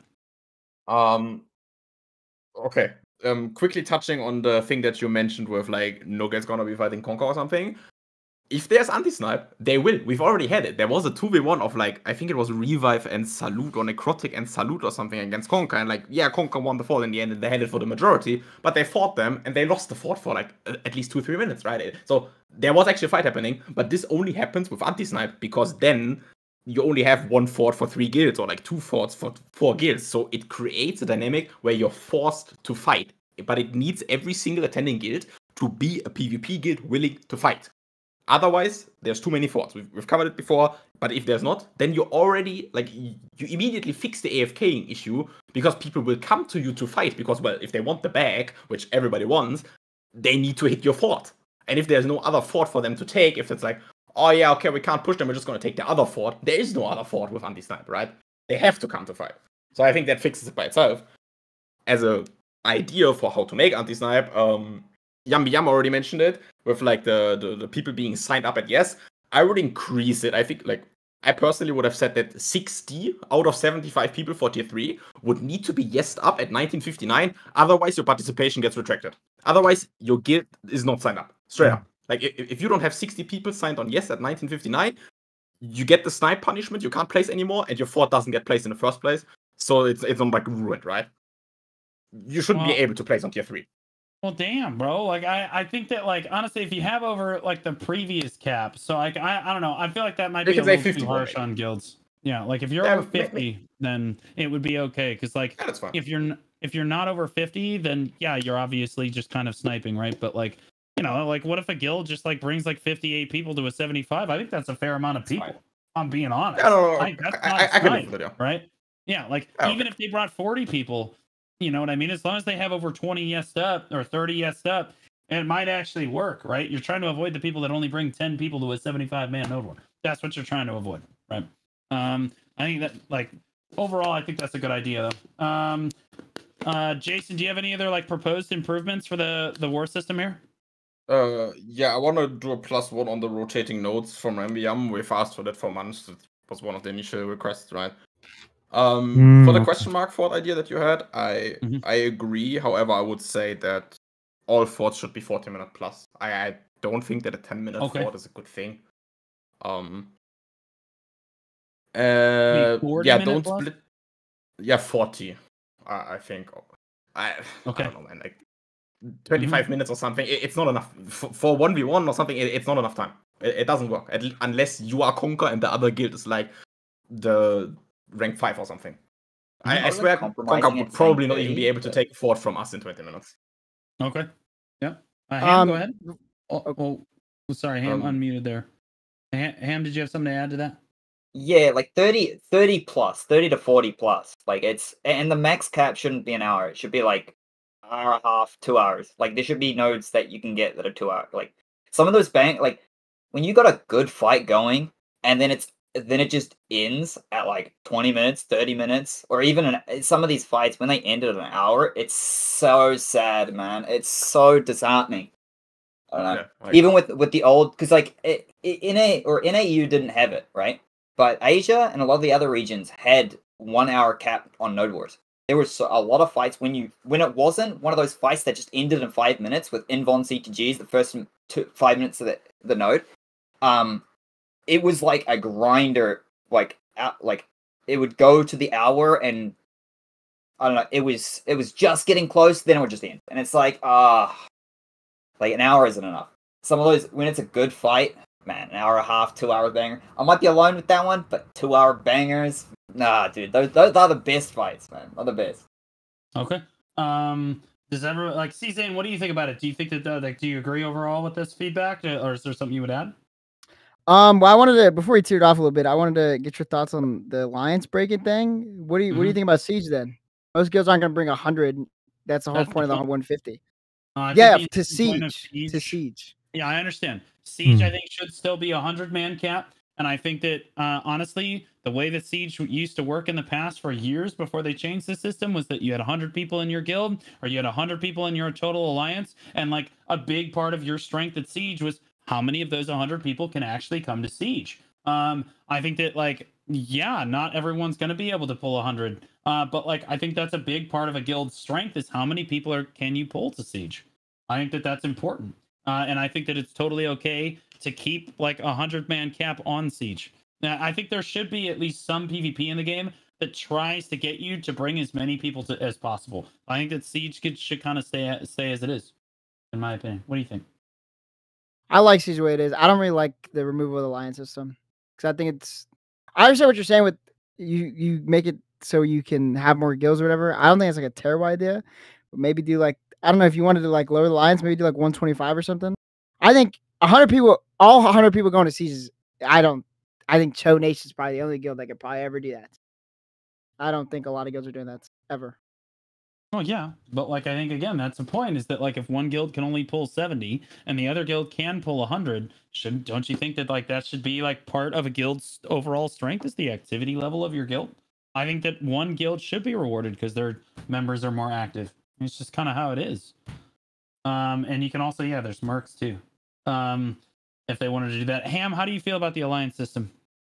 I've always thought 150 man is like, bro, if you take 50 guild, like best case scenario, I'm not saying this is ever going to like be a thing or like it's his best case scenario. You take 50 players from every 150 man alliance, slap them into other guilds, or maybe even slap some of the people, 50 players from Cho, Digi, Corrupt, like slap them into the middle tier. Oh my, we have a way more healthy middle tier scene all of a sudden. I think that's better for the scene as a whole. Personally, I do, but like, Okay, so you like the idea. there's not enough leaderships around, at least currently, to actually make new guilds, at least in NA. I don't know. I think I do. They would spring up. I do like the idea of doing it, but you could also compromise and say you can't lower the siege cap lower than 85 or 80, 75, 80, because then you're stretching for like special teams and other roles and stuff like that. So if you had to do a compromise and make like sieges 80 man max, like I'm keeping buck. I know Digi was pretty active, but like when we were at 120 members, we were bringing 100 players to siege. You know, like back in the day, before 150 man alliances, a lot of guilds, even Belano's guilds, were pulling 95 members to siege. Like it was not really. It was partly why your guild is strong. Like if you can't bring those players, that's your fault for having AFK members in your guild. If they're not playing the game, get them out. You know, like it's the spot. Like when your spots are more competitive, your players are incentivized to get better. It's more healthy for the scene. Instead, now you've got 50 players in every guild that don't need to show up to anything, and they're AFKing.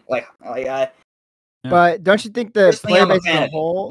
But don't you think the player base as a whole, like a couple years ago, or like back in the day, as you refer it to, was way more active than it is currently? Our numbers has been dying for years, and we have like. Yes, I know. That's why I'm saying like that's a compromise. Would be 80 men. Like, bro, if you're a siege guild, you should at least be able to bring 80% attention. Like, correct. I would have said 85 like, as well. at least, I would have said 85 to 90, to be honest. Again, I think that it's an important indicator for how strong your guild is. It's like important to like hey, like yeah, we can bring 90 people. We're not the strongest. That's how Dismantled used to do business back in the day. No, we don't have the best players, but like we can bring a shitload of people to siege, though. You know what I mean? Like that was important. I'm curious, Jason, do you like the idea of rolling back alliances? Do you mean like keeping them but make it 100 max, right? Yes, correct. I'm fine with that. Yeah, I would still suggest like make siege like 85. I think is a fair number, right? So you have a bit more than Node War, because usually you have people that can't attend Node War but can attend siege. So you have that slight difference between Node War and that, and then you also have like a little bit of room for IRL for people that can't attend every siege, right? So I think like 85, maybe 90 or something like is a fair number for siege then, yeah.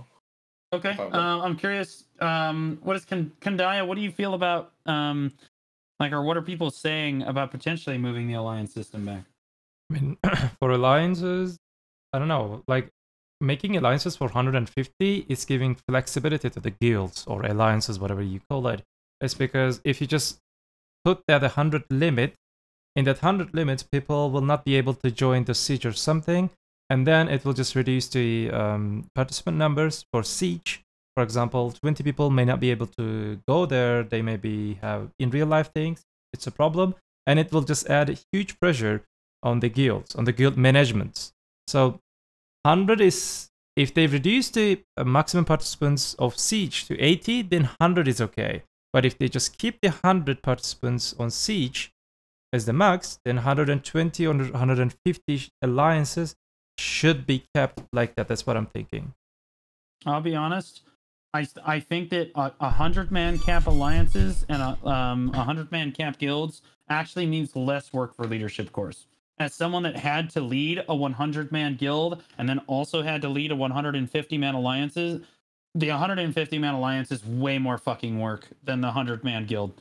If they rolled back alliances, it's way easier to manage 100 people than it is to manage 150, basically all week long and even into siege. Yeah, you're just expecting everyone to come to siege, but like overall, you have 50 less people to try to like count your ducks at the end, and you're not managing another fucking guild constantly to try to say, okay, who's online? I need to log over there. Like, you know what I mean? Like you're. The management between the guilds, like the alliance system, would be lower. But don't you think you have with the alliance system, it kind of breaks up what people have to do? because you have 50 more people and a whole nother leadership core to help you. Plus, like if you remove the alliance system, That's not how then it you works. then doesn't you want break to a remove alliances. then you Just break kept them at 100. then you Yeah. break the community part of it, the aspect of the other 50 But people. alliances stay. Yeah, but No, yeah, okay, alliances okay, stay, you just okay, capped okay, at okay, okay, 100. okay. But then you kind of think about it as just a guild, right? But anyways, listen. So like if you do that, you break a community for one, right? And then you gotta hopefully pray that those other 50 people can coexist that aren't getting to the main guild can hopefully coexist or like be a part of another guild that they don't like, because you don't factor in people disliking other people. Of course, there's Which is going to a thing. be some. Of course, there's going to be some like initial disagreements over who's going to get into the 100-man guild. But like, yeah, once you get over the initial hump of having to break up these 150-man alliances, I do think that overall everyone in the Node War scene benefits from it. And I think that the leadership argument is null and void because again, the alliance system would still be a thing. If you have two alliances or two leadership cores that want to work together and help each other, they can still do that. It's just a 100-man cap. The only real argument here against it is the 3 guilds in North America that can actually exist as one leadership core, one core. So I'm talking about Show Nation, Digital, and Corrupt. Statistic is like kind of like a an outlier here because we have a lot of people that are in our guild and we're teaching people how to node war. So we can also run a 150-man alliance. But generally speaking, Show Nation, Digi, and Corrupt are the only 3 alliances, at least in North America, that can run like 150, what essentially is a 150-man guild instead of a 100-man guild. It's not really an alliance, it's just one fucking guild. Like everyone else, and you can, like Jason, I'm not sure how it is on EU. I think it's different leadership cores running different communities, so I don't even really think this is a problem on EU. If they were to roll back the alliance system to 100, I don't think that anyone really has to break up their community necessarily. Is that the case? I'm thinking right now. I know Unpred wouldn't have an issue. I believe Conquer would be able to sort it out easily as well. I think we might have an issue in opposite, but we do have some people that would probably just get heated. Orca Bros would probably I think all of the bigger guilds would manage to sort it, pretty sure, yeah. Okay. Right on. Okay, so I'm curious what Yum Yum thinks. So obviously there's some pushback on the alliance thing. That's totally fine. That's what discussion is for. Yum Yum, what does Korea think of maybe rolling back the alliance system? 네, 얌얌님은 이제 연맹을 100으로 줄이는 거에 대해서 어떻게 생각하시는지, 원하시는 숫자 있는지. 예. 연맹 최대 최대전 숫자. 100으로 줄이면은 그만큼 네. 인원이 분산돼서 뭐 참여 길드가 막 늘어나거나 인원수가 분배되는 아하. 그런 긍정적인 효과도 있겠는데 아하. 저는 제일 마음에 걸리는 건 공성, CG 쪽이 좀 저는 걱정됩니다. 아. CG 공성은 최상의 엔드 컨텐츠라는 좀 그 상징적인 의미가 있는 컨텐츠잖아요. 근데 네. 이 연맹 최대 인원 100을 설정해 버리면 좀 그런 의미가 네. 좀 무색해지면서 잘 안 돌아가거나 그럴 것 같아서 이걸 한다면 좀 공성 쪽의 시스템도 같이 좀 만져야 된다 생각합니다. 만약 연맹 100을 할 거면은 공성도 좀 수정이 시스템을 필요하다. 바꾸자. Okay. 네. Okay, so he says that if it goes down to 100, he thinks it will bring a lot of positives, as you guys have discussed. They will bring more guilds. People might be more comfortable with those numbers, but he's more worried about the siege side of it. In case, you know, if the numbers do change for siege also, it might introduce many problems that he doesn't know. He doesn't know what could happen. He's just saying he can imagine that there would be problems. So he thinks obviously if the alliances did go back down to 100, the alliance number, some of the systems within siege might have to change too, is what he wanted to say. Yeah, and that was the concern that other people had, right? Like siege is the concern. So if they move siege down to 85, I think that more people would probably be on board with it, and I'd be okay with siege moving down to 85 as well. I'm okay with that. I get, yeah, like there's always going to be people out there that like the 150-man alliances. But like again, I think overall, I think if we're going to try to make this node war system work, I think you have to maximize the number of guilds. And I think that overall, most people are like, yeah, it'd probably be better to roll that back. So I'm curious what other feedback, like for improvements, people might have. Can Die, I don't think we reached you for improvements. Do you have any ideas that haven't been shared yet as far as improvements to the system? I have 4 for Node Wars. We were talking about Siege, but I want to share them. I'm just considering, and I assume that we just fix these snipe issues, then we will when we add them, it will be okay. But just think that we fix, because this is our priority should be snipe issue, like participant prerequisites. If we add some prerequisites to the participant guilds to prevent snipe, then we can do this. For example, I believe you said that like if we just increase the number of the participants in one region, and then this war system is working perfectly. Yes, I agree. The rule of dividing the battle into the 2 different regions should be changed based on the number of participants. Yes, we have it right now, but it has to be a little bit more. There should be no division into 2 different regions until the total number of participants reach the guild number of participants reach. This way, a much more crowded, chaotic environments can be created in one region. So, providing more active PvP experience, this will provide more and better PvP experience. The information about the regions and the participants should be shared until the last 10 minutes, which will prevent the pre-politic things. On the other hand, there's another thing that one of my friends told me to add a little bit spice. The names of participant guilds and the players should be anonymous to minimize the potential political issues while in war. And on the other hand... You mean like the guilds should be like, you can't see the name of the guild that you're fighting? Yeah, the guild name and the player's name. You will not be able to see it. To increase the spice. You're gonna get steamrolled by the rank 1 if you push. Because I've heard many things that while in the war, people just PMing, private messaging each other in game, in war. They're just doing, politics. Let's do this, let's do that, or something. So it will maybe prevent a little bit, just a little bit. On the other hand, for the shortest time, when a guild capture a node, an additional time of around 2-3 minutes should be added to ensure that extremely short battles become more manageable. For the shortest one. For example, there are like nodes for 10 minutes, 20 minutes or something. If someone is get it, 3 minutes, maybe 5 minutes, just add on it. If someone get it again, and more and more and more for the shortest one. Okay, hold on. Say that last bit again. For example, they're like short cooldowns on the force, isn't it? Like maybe 5, maybe 10 minutes or something. If someone is capture it, there should be, system should add 2, 3, 4, 5 minutes on it randomly to increase the duration of the fight on that fort.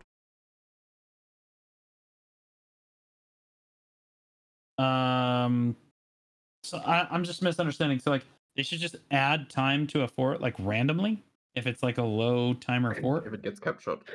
Yeah, if it gets captured by someone. 5 minutes. Okay. Yeah, 2 to 5 minutes randomly add, so to increase the PvP duration on that fort. And they can also manage their position. They can just, we're just talking about it's too short or something. Everybody is whining about, complaining about thing. There are 2 short forts. This can maybe fix a little bit the issue. Okay, yeah, I actually agree with the capture the new fort and increase the time by 3 to 5 minutes. I actually like that. I'm curious what you guys all think about hiding guild names and player names in Node Wars, kind of like Anonymous Harsha. That's interesting. You can hide your own guild name. I don't think hiding everybody's is good. Why don't so you know it's good? I'm curious. Like I'm trying to think of why this would be bad. Like overall. I think you gotta ask the question that like what's more fun? Is 1v1v1s better, or do you like 2v2s, 3v3s, 4v4s? What's like more fun? That would probably be a good poll. Like if you want to do that, like genuinely, because like to me, group fights are better. Like actually 1v1s are cool, but like 1v1v1s just are a mess. But like I'd rather a 2v1 or a 2v2 or a 3v3 or a 1v1 than a 1v1v1. You know? Well, like a 1v1v1 is a nightmare. A 1v1 I don't like very much, but it's still better than a 1v1v1. I'd rather get 2v1 than a 1v1v1. Yeah, because if you hide names, it's going to be a 1v1v1. Yeah. Yeah. But like, I'd rather get 2v1 than a 1v1v1 because it's just a mess. You push some guild and then you just get pushed in your back and it's just shit. Bro, I don't know about hiding guild name. Like, then you have no idea how strong the guild is that you're about to like push. They're just white dots. You know what I mean? Like, everyone is just an enemy, which is honestly what they want, which is why I'm like, yeah, hold on, he's kind of cooking, but like then the other part of me is like, no, he's not. Like, shut up. Like, I don't I honestly I don't know how to feel about it. Like, I'm curious, like, so Jason, how do you feel about hiding like guild names? Like, exactly? I see the point behind it, and honestly, it sounds interesting. And like for, I don't know, maybe like a separated region as a testing phase or something, I would be down to give it a shot. But I feel like shot callers would hate it, because if you don't know who you push, it's hard to go like, okay, so there's a difference if you're gonna push Conquer or if you're gonna push Revive. And there's like no disrespect to Revive or like Salute or anything, right? But like if you're in a 2v1 situation, for example, right? And you know you're gonna have to fight like one stronger guild and one weaker guild, you will try to not pop PAs for the weaker guild, and you're gonna try to keep them for the stronger guild, and you can't. You might waste your shit on the weaker guild, and then the stronger guild is just gonna roll over you, right? And also on top of that, 1v1v1 is a nightmare. We had one fight on a Tuesday, like the first Tuesday after the rework, where it was 5 PvP guilds for 4 forts because of 3 snipes. Thank you, by the way. So we were the ones that didn't get a fort. So we were the ones trying to capture a fort, while Conquer was just roaming around, killing whatever they saw inside. So we were trying to push the unpredictable fort, or the Orca Bros Alliance fort, and Conquer would just push into our asses. And it was a nightmare to play. You did not have fun. Yeah, I think that, like, people are saying it adds strategy. I think it just removes strategy. It removes strategy because you don't have information. Yeah, you don't understand who's flanking you, and you don't understand who to respect and who to push and who not to push. It's just a clown fiesta. So, like, I'm leaning against it. I'll be honest with you. I lean against something like that because, like, yeah, you're right. It's a nightmare for the shot callers. You also don't know which fort to push, other than just like pushing in and being like, "Yep, that one's Joe," and then going to a different fort. You know what I mean? Like that. Like, the only guilds that like that, I think, are like the really strong ones that aren't getting a fight. However, it would probably help a little bit with guilds just standing around. May I? So please? I'm curious what. Yeah. What does Yambiam think about it?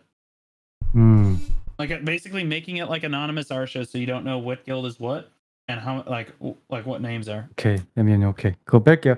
네, 얌얌님은 어떻게 생각하세요? 이거에 대해서 이름을 다 가리면 길드 플러스 유저 이름 가려버리면, 네, 거점 전에서.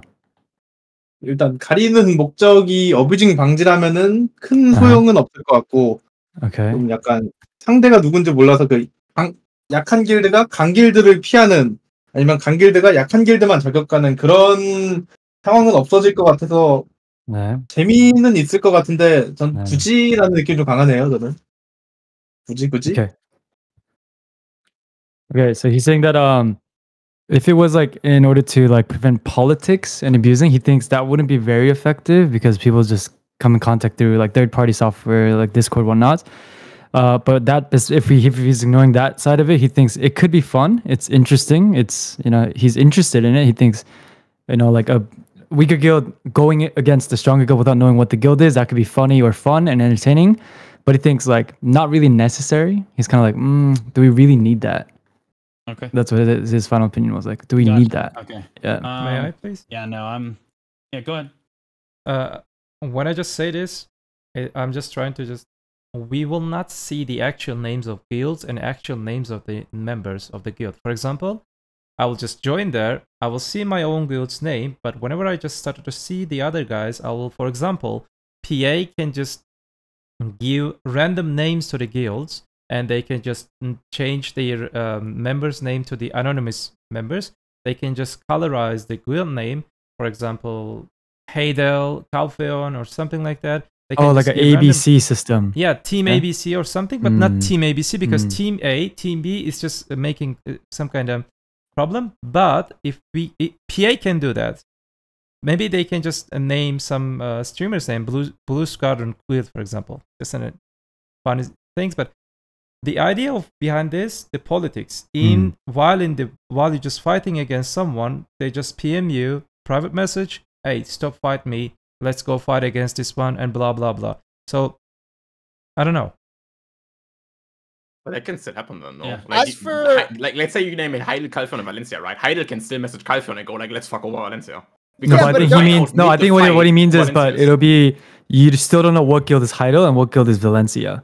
So you can team up with each other, but you don't know what guild you're teaming up with. I guess that's what he meant. I'm not sure. Yeah. Wouldn't you kind of know? Yeah, would you just Yeah, know, I you mean, know what you would kind of know. I gotta know. I feel like it's kind of perfect. That You one's kind of good. just find out Like, after yeah, one I guess push. they can be like, hey, this is X guild. Don't hit us. Let's team up against I Valencia. think it'd be guess they silly could, if yeah. somebody was like, somebody But it's pushed into a interesting. guild that Mm. chose on the node and got completely wiped. Like, yep, that's Cho Nation. Like, yeah. we're wrong. I think that'd be kind I of can funny. tell but, you what like, I'm doing. I don't Straight think so. away. What we're doing is we're getting one person from the guild I'm allying myself with to walk to our base to tag our fort. Oh, now we know it's Heidel. Okay, cool. That guild's Heidel. Like that now it doesn't change like what guild is which. Like you'll know eventually in like Couple 5 pushes. minutes of fighting. Yeah, I guess it'd be hard It's to a not funny find idea. ways around it. It's the idea itself interesting, is but, interesting, though. Yeah, it's just Yeah. the execution would be rough. I don't know. Completely removing Uh, them, I think if you wanted to do that, the test would be fine. But I think adding Heidel or whatever is pointless. Yeah, it would be. Yeah, I If it think was sadly it doesn't have the ever- effect. If it was ever to be implemented, like tier 1 or like 30 man's tier 1, where it's just an absolute nightmare, maybe. But when there's like 20 forts and there's no allying with anybody, like maybe, but Okay. There is one more thing I want to go over, and that's some of the forum stuff that's been done about this. Yeah. The highest upvoted post in the history of the game. In all of the years the game has existed, the highest upvoted post that has ever existed is currently on the forums. It has 14,656 upvotes with 1,437 downvotes as of today. And it basically just says keep the rewards, scrap everything else, and start over. And then it's basically a copy pasta of somebody over and over and over again for pages, expressing their disagreement with the current node war system. I would say that normally I would say that, like, yes, the PvPers of any MMO community are the loudest and the most obnoxious. However, this is kind of a lot of people. So, like, it's not a forum post that I feel like can be shrugged off.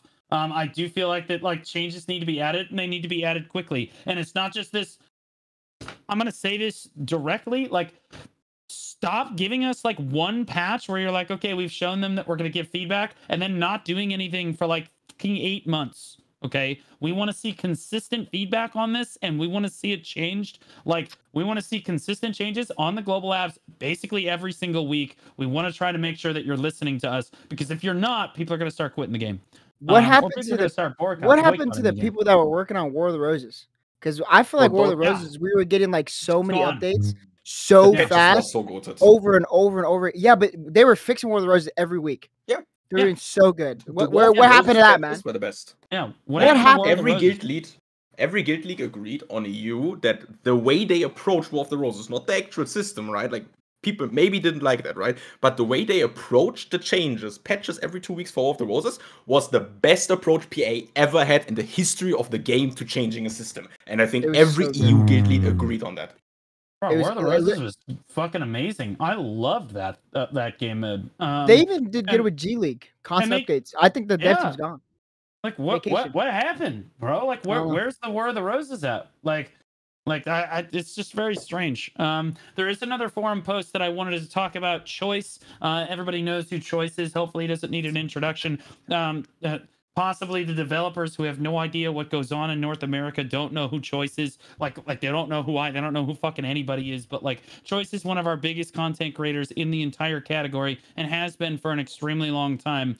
He posted on the forums about the new Node War system, and I wanted to make sure that it got read. So he's actually proposing kind of an addendum to the current system, which I actually kind of like. So I'm curious what your guys' feedback on this. He said the new Node War system lacks some critical elements to be a full replacement to the old Node War system. These are changes I suggest to make it a more fun experience for all players. Let's start with the main thing that makes the current system unfun. Number one, wars end too soon. We already covered that. We all agree with this. Number two, wars have a lot of downtime where there's no action or PvP. We saw this with Jason vacuuming. He's absolutely farming content off of it. Honestly, it's some of the best content I've ever seen out of Jason. You're a gamer. But he's absolutely right about that. Number three, he says, Wars that do have action are not very strategic and just throwing yourself at a fort and hoping for the last hit. That is 100% true. There's basically no strategy in the new system. I would agree. And number 4, there's no sense of urgency in the node war at all, since all that matters is what happens in the final moments before the node war expires. And we talked about this as well. This is absolutely the case. And I think that the solution to this is to make all the forts question mark forts potentially. But he actually proposes a different system altogether. He said the war needs a complete revamp in the way that it works, from a King of the Hill style battle to a Dominion / Hardpoint style war, kind of like RBF, but quite different. War should last 90 minutes instead of 60 to fix the first issue. I would agree with that too. I think that 90 minutes is a fine duration for the node war, and I think we all agreed that it needs to be longer. 1 hour is just a little bit short. Then he says war should be structured as such. On each region, there are 15 total nodes. That means 15 total forts. And based on the number of guilds participating, there should be a select number of them active at any given time. In this example, let's say 8 guilds are participating. So there should be 3 out of 15 nodes active at one time at the start of the node war. If a guild owns more than one of these nodes while they're active, they accumulate points. A victor is decided based on the guild that has accumulated the most number of points over the course of the node war and are awarded a tier 5 bundle. The number 2 guild gets a tier 4 bundle, the number 3 guild gets a tier 3, and these active nodes should be regularly changed every 15 minutes and double the points per second that they give you. So if a guild has a very good defense, they need to start over and move to capturing a newly highlighted node, and guilds that have a bad start can catch up as the war progresses. He says, why is this system better? It says that this solves every issue the current system has. It solves the feeling of nothing matters until the last minute of the wars, while making the entire duration feel intense. It adds a lot of strategy in capturing nodes quickly after spawns fortify, or taking flags to make people spawn further, and increase your capture duration when you own a fort. Number 2, he says, long duration. The longer duration is more satisfying than 11 to 30-minute node wars. Number 3, it maintains the anti-politics aspect of the current system that people like so much. And number 4, it's easy to implement. All you have to do is make it where wars are 90 minutes. Nodes are selected randomly just at an interval of 15 minutes rather than just at the start of the war. And the guilds accumulate points after holding them rather than an all or nothing aspect of holding it as the timer expires. In order to explain this a little bit more in depth so that people understand, I'm actually going to go ahead and do this. I'm going to go ahead and dumpster all of this. So essentially what he's proposing is that there's a lot of forts on anyone. Jay did the whiteboard thing. I'm doing the whiteboard thing. I was about to say, bro. I'm We're getting a whiteboard fucking, from Blue Squad, okay, bro. I'm getting the fucking whiteboard, but I'm PTSD, way I better. don't know. Nuke, get ready, bro. We're getting content. Jay is. Okay. All right. The pink the pink ones basically spawn in like at the 0-minute mark. Like the yellow ones spawn in at like, let's say 30 minutes. Okay. And the blue ones would spawn in at like 1 hour. Okay. And guilds can hold multiple. So like if guild 1 wants to hold this fort, and this fort, okay, well then they're going to accumulate a bunch of points because they hold all the forts. Like these forts could go inactive after a while, and then you'd have to move forward and capture the next forts at the 30-minute mark. And then like these forts would disappear, and then the guilds would have to come forward and capture these forts. And these forts are worth way more than the ones at the start of the war in terms of points per second. He's proposing like a point system, kind of like we have in Siege currently, where like you have a first place guild, you have a second place guild, you have a third place guild, and so on. I'm curious what you guys think about a system like this. I thought it was a reasonably good idea. I'm not sure if it fixes all the problems. It would have its own issues, but like I think that it might work. I'll start with Jason. What do you think? I like the idea. However, I'm gonna be honest. I don't think they're gonna rework the rework. While I like the idea and I think it could work out, and yeah, as you mentioned, it has its own issues. I think it's too much of a stretch that PA is gonna push through. I just doubt it's gonna happen, but I think it's nice. Okay. CZ? I think it's probably one of the best posts we've had for the Reddit for the no work thing, to be honest. I think Toys did really, really good. I think it kind of fixes a lot of the issues that the current system has, but as you said before, I think it will come with its own, to be honest. But I think Toys did a really good job. I think Jason's right. That I don't think they're reverting what they already have. I think it's pretty silly for us to think so. Yeah, I think so as well. And like all the people that are just like just revert it, it's not going to get reverted. I hate to be this guy. They're not going to revert it. But this is how they are as a company. They're just never going to revert it. The old system had a lot of issues too that people don't even like talk about. The fact that we had like lack of fights. There were some weeks you didn't even fight because politics was so ass due to people just not wanting to fight, and it was just all about ego. And it's how it always has been. But I think this new system probably has it too. It's just not as bad as it used to because you're kind of forced on the region, and you can kind of force yourself to fight certain people. Well, before they would just perma dodge you. Okay, Ham, what do you think about that? I don't think anybody wants it like the old system back, right? Like nobody wants it reverted. But people want the queuing system, right, with the old node war system. I think that's what people actually want. Because that means you get the best of the old node war system where you get fights based on like you get drafted onto random nodes with whoever, and then you also get you don't have to deal with like perma politics for 24 hours a day on Discord. Like I think that gives you best of both worlds, to be honest. Like that's what I'm looking for. But I don't know. Okay. Let's see, Kendaya. Overall, everything is okay for me if they can actually implement it properly, and if they listen what we say. I mean, my problem and my idea is just like choice is good, yours is good, everyone's idea is good. The problem is if they actually gonna listen them. If they actually listen them, are they gonna able to just successfully implement into the game? I like most of the ideas in today's. I agree. Okay. And Yum Yum? I'm gonna keep it a buck. I kind of lost you when you were explaining what Choice was saying. Could you give me a quick TLDR so I could? I'm so sorry. I don't know, man. It's 4 a.m., man. Give me. Throw me a bone, man. Yeah. My bad. I'm gonna just. All right. Yeah. So, Choice is proposing like a point system where guilds fight over forts over the course of the node war. Okay. And, like, more forts become available as the node war goes on. Okay. And like point system, the forts that are available towards the end are worth more points per minute. Like if you hold them and you have a good defense. And then at the end of the node war, guilds are awarded like rewards based on who had the highest total number of points, like rank 1, rank 2, rank 3, rank 4. Okay, so you don't get eliminated for owning a node with the timer running out. It's just how many points you got at the end of the war time. Okay, got it. So sorry about that. Thank you.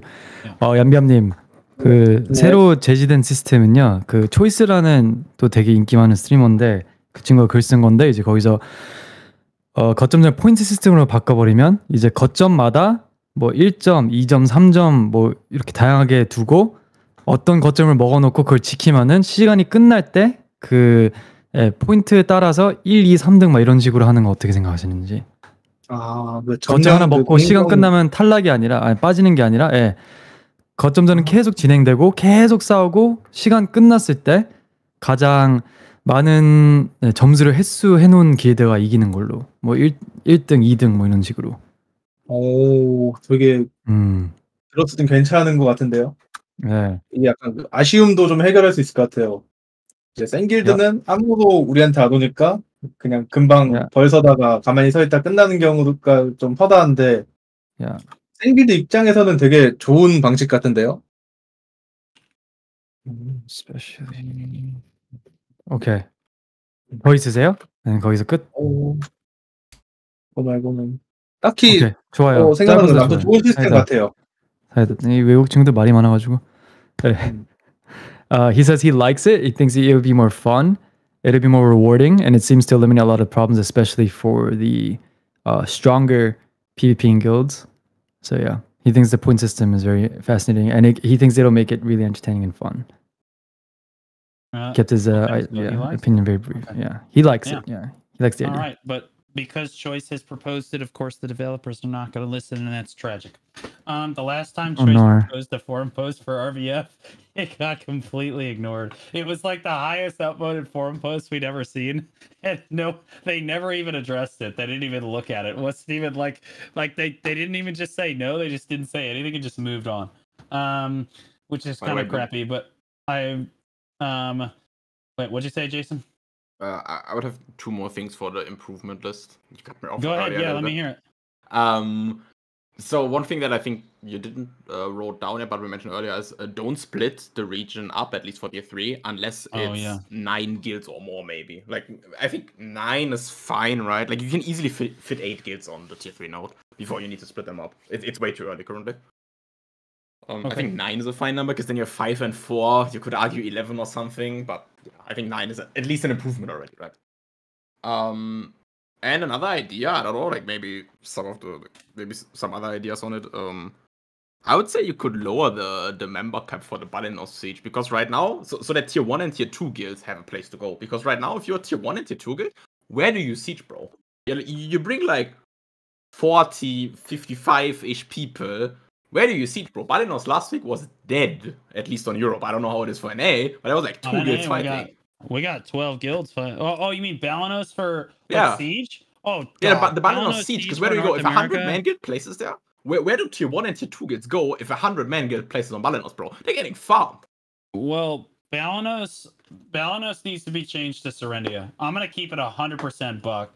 Like, this is a separate topic, but like, Balanos Siege needs to be Serendia Siege instead. Like, I'm just going to keep this 100%. There are too many guilds trying to place on Balanos.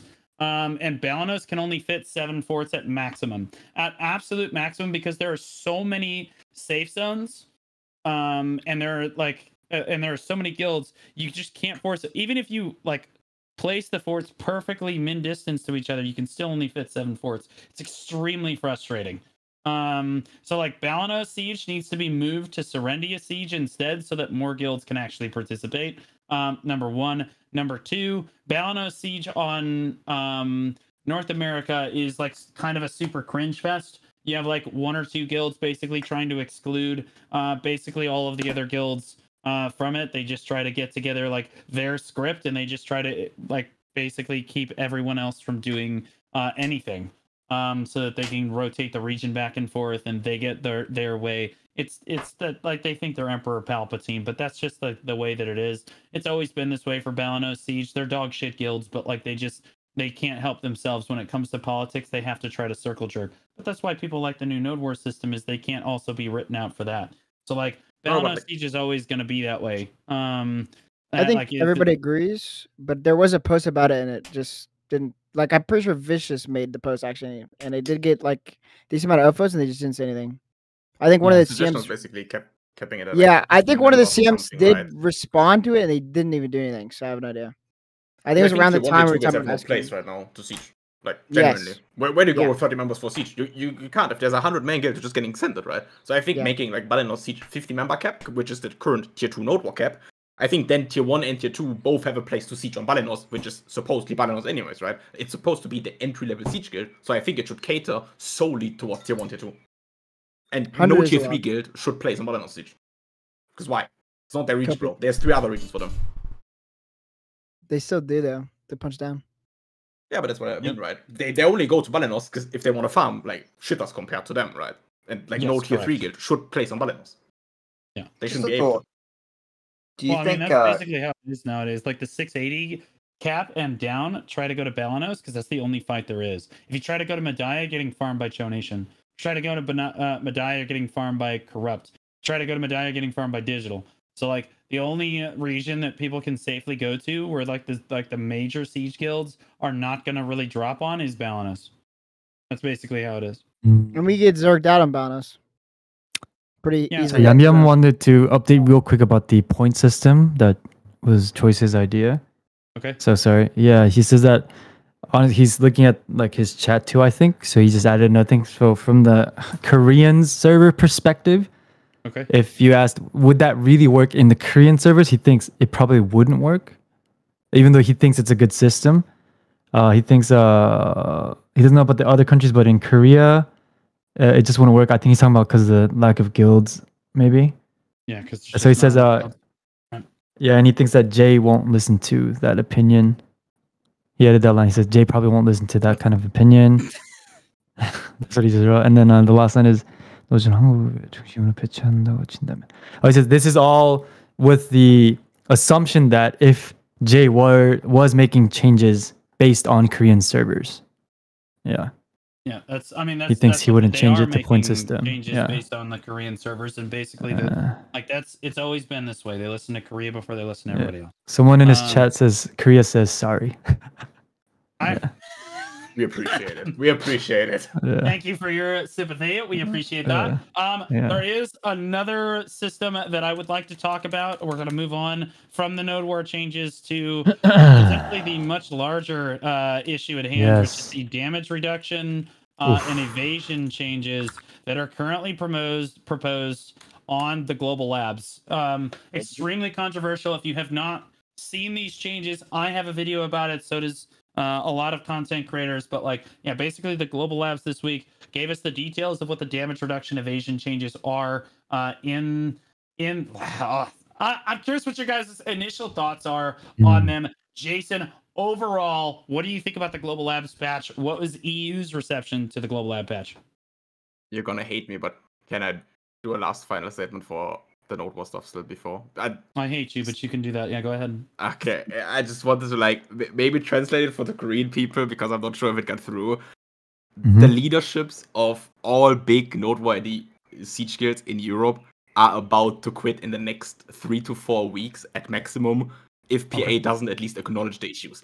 Every single leadership of the like Conquer, I don't know exactly for opposite, but our members are on a hard decline. Unpred, Orca Bros, they are all about to close its door. Everyone has the announcement basically written out and ready to hit enter on the announcement of their Discord. If PA in the next 14 to 20 days or something doesn't say there is major issues, we will work on it. They all have the announcements ready. They're all ready to uninstall the game, basically. The leaderships are about to die. We will have the Korea tier 3 node war scene in 2-3 weeks. And I'm not overreacting. They said that publicly on computer stream 2-3 days ago. You can go back, watch the VOD if you want to. They all publicly announced, basically, if in 2-3 weeks PA doesn't acknowledge issues, Uncapped is dead. Everyone is quitting. They'll be back. Yeah, I was gonna say, are they really quitting? The Or leaderships are gonna be quitting because the thing is, right? okay. They removed the game they've played because they removed Node Wars basically. The game mode that Unseen has played for Uncred, that like Kiagami for Conquer has played, that Fufu for Orca Bros has played, and this is like the core leaderships of all of these guilds. They removed the game for them. Like, Maybe some other guilds are gonna. I'm in the same boat. Genuinely, like these are not the like Node Wars are the one thing PA did, or BDO has done really well. Like obviously politics and stuff is a downside, but Node Wars is like the one thing that they've done really good. It's the reason I play the games, the reason I log in, and they're not Node Wars. It's more fun to jump in an RBF than go to these Node Wars. Genuinely, like I'm debating why I log in right now. Like I'm in the same boat. I'm not gonna say I'm quitting in 4 weeks, but like we're BDO players. Where are we gonna go? We got nowhere to go. We have nowhere to go. No, but like the difference is, I'm not talking about I'm not talking about your average BDO player saying, "Hey, I will quit." Right? There's a difference between your average member quitting and your entire leadership for quitting. No, because people in Twitch chat don't understand. There's a difference between your shot caller and leadership leaving, because then the guild will the guild's gonna close its door, right? If Unseen says, "Hey, I'm quitting the game," Unpred, like the entire guild is detonate the next day, and the same goes for Orca. Like they need to understand the difference between, "Hey, my member XYZ is quitting," and the leadership's quitting. If the leadership quits, the guild will close its door tomorrow. Right. And they'll get consumed by somebody else. Well, I don't think so, bro. Yeah, but there's nobody else left. Yeah. It's like you have all the uncapped guilds. Like this is the thing, right? Like Kiagami for Conquer, Fufu for Unpred, Fufu for Orca Bros, Unseen for Unpred, etc. All of them are like that, right? So like every single tier 3 Node War Siege guild leadership is about to close the door, right? So it's not like, oh, this closes, I will just go there. There is nothing to go. Unless somebody creates something new, right? But people's motivation is about negative. Okay. All right. Okay. Noted. Now, Jason, what are the thoughts on the damage reduction evasion changes on the global labs? There's super armor and frontal guard changes as well. I'm talking about basically the entire global labs together. What's the reception here? What are your thoughts? What is the what have you kind of heard people are thinking about it? I'm gonna be honest, I'm a Valkyrie player.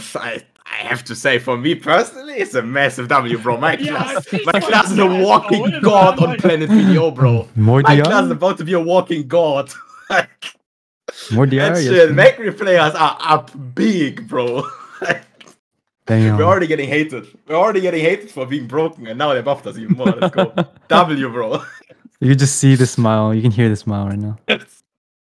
Nah, man. I mean, yeah.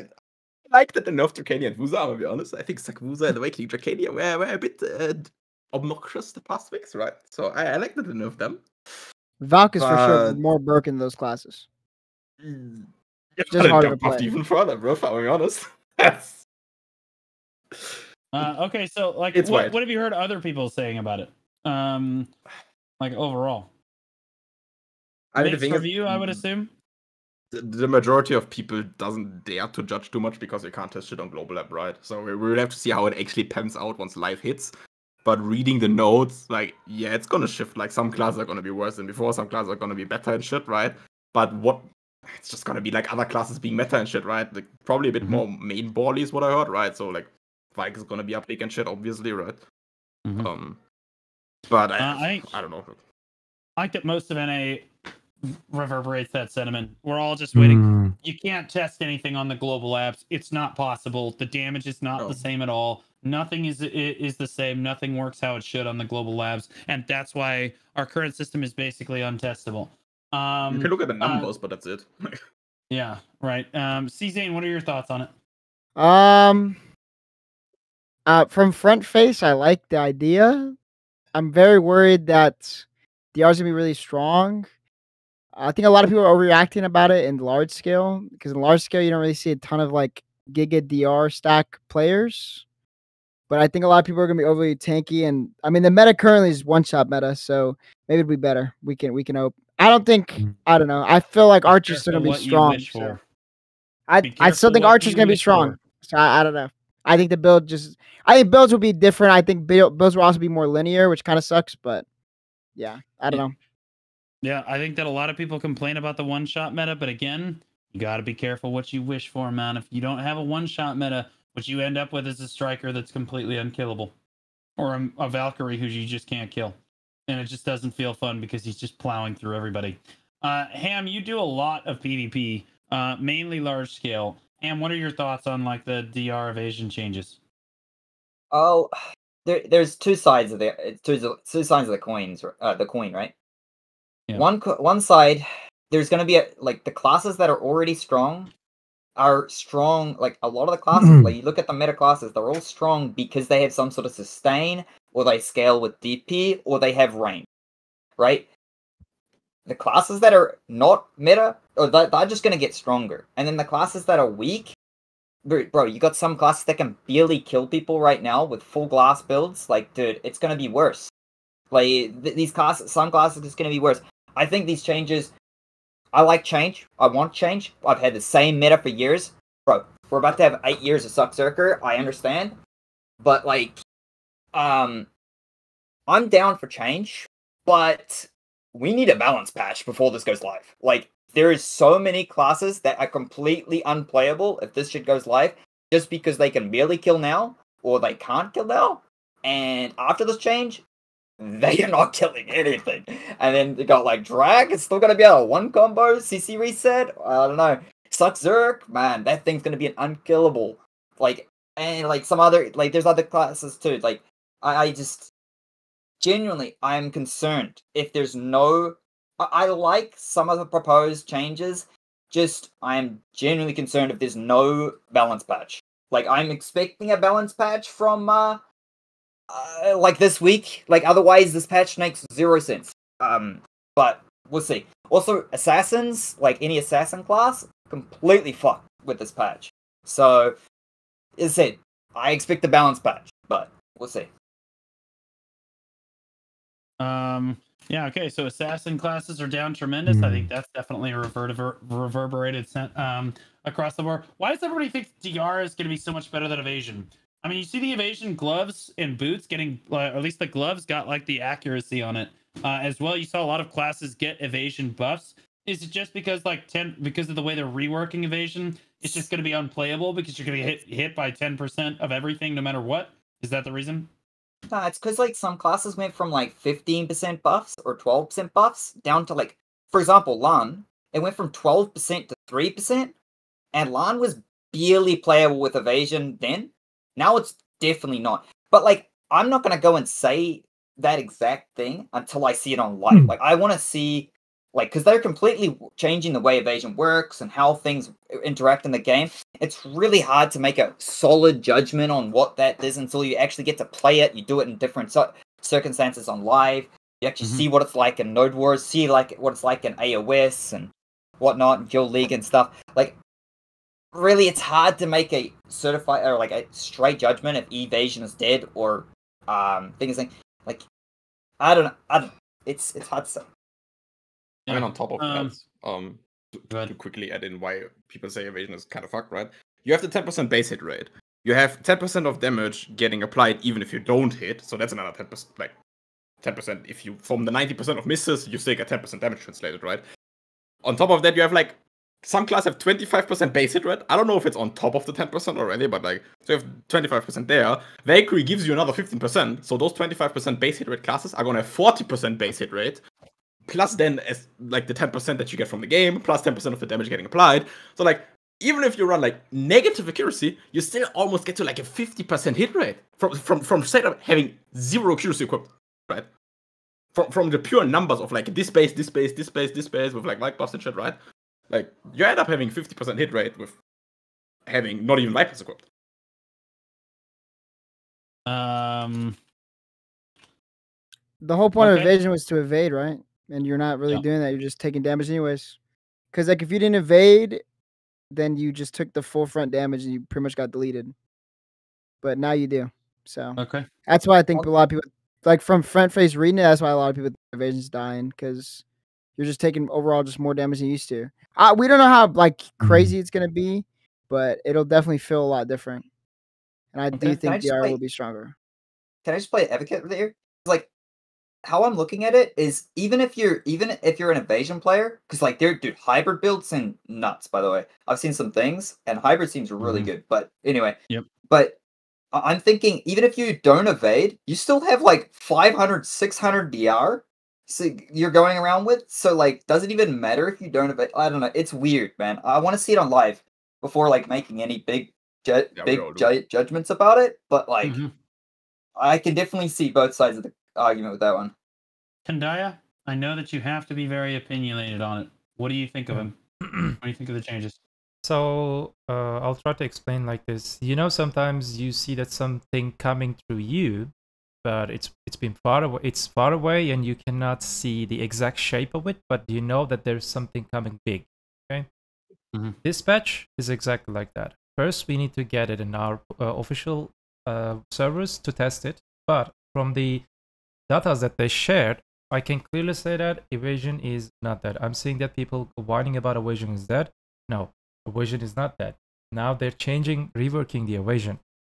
There's still like 0.8 and 1 accuracy and evasion rate, the proportion between them. And we will still need so much evasion to deal damage to hit the 100% rate. There is no that much free thing. If you guys check the global lab tests, I'm not totally 100% trust them, but if you guys check the global lab tests, like Striker Rotation or something, you're not being able to hit them.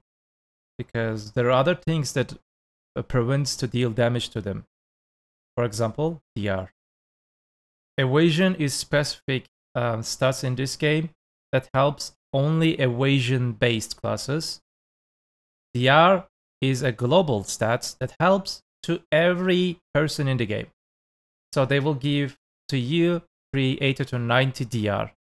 DR players will be happy for that, but also evasion players, evasion-based classes will be happy for that. Evasion's efficiency looks like it's reduced, but they also got DR. Why people just misunderstand this part, I don't know. And evasion is not that.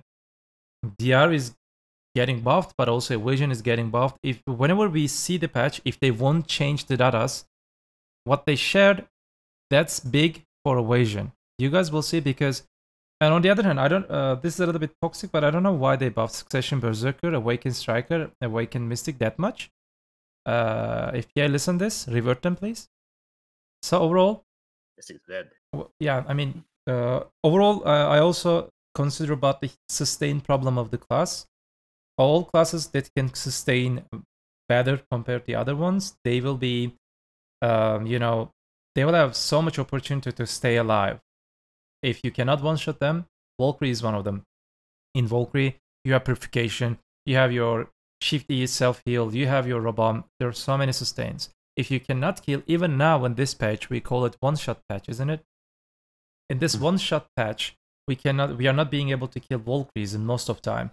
Even like one-shotting with a Dracania, who calls very high damage, burst damage class, is being hard to kill Valkyrie. I don't know how we will be able to kill Valkyries after this patch. So it's a problem. If they just... Dracania is also same. Dracania is tanky, but they took the tankiness. They took 30 DR from the Dracania. I'm very happy for that. But sustain is still there. And if they just won't take that sustain away from the Dracania or nerf it, significantly reduce it, Dracania will be one of the most aggressive and also sustainable class in the game with this patch. I'm main Dracania, by the way. I'm not Metabo Dracania, I'm main Dracania. I don't want to see any class can be that much strong in this game.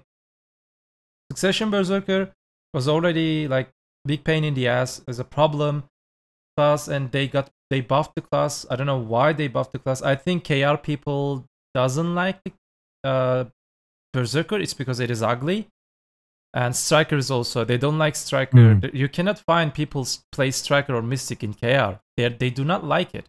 They want, I don't know, they want more fashion class, like more Booba or Booty. I don't know. They need Wusa, they need Mayago, they need Scholar maybe. I don't know. Their mindset is totally different than the other regions. And PA, if you just check it, PA non-stop buffing them. Berserker, how many times it got buffed? I can't remember. Plus, Striker non-stop getting buffs, quality of life updates for Striker or Mystic or something. So Striker will be one of the biggest issue about tankiness, because Hashashin will be biggest issue. Mystic got buffed. Awakened Mystic is already toxic class, and we were just saying that okay, Mystic is toxic but not able to hit people, but got tons of buffs on the skills. Striker is same, Berserker is same. So I can clearly say that something is big coming. I can clearly say that this will create a big gap in the middle of this game, definitely. But we need to see, we need to test. It will take maybe a month to understand how they should fix that situation, because PAs, it's a classic situation. PA just put the bomb, it just blow, and you need to find where your friends, where the other people is just sitting there. Yeah, I mean, it will be hard, but that's what I'm thinking overall. I have a question for Quendale. Because he complained about Mystic buffs. Mystic is dead, bro. I know exactly one Mystic player on the Europe server.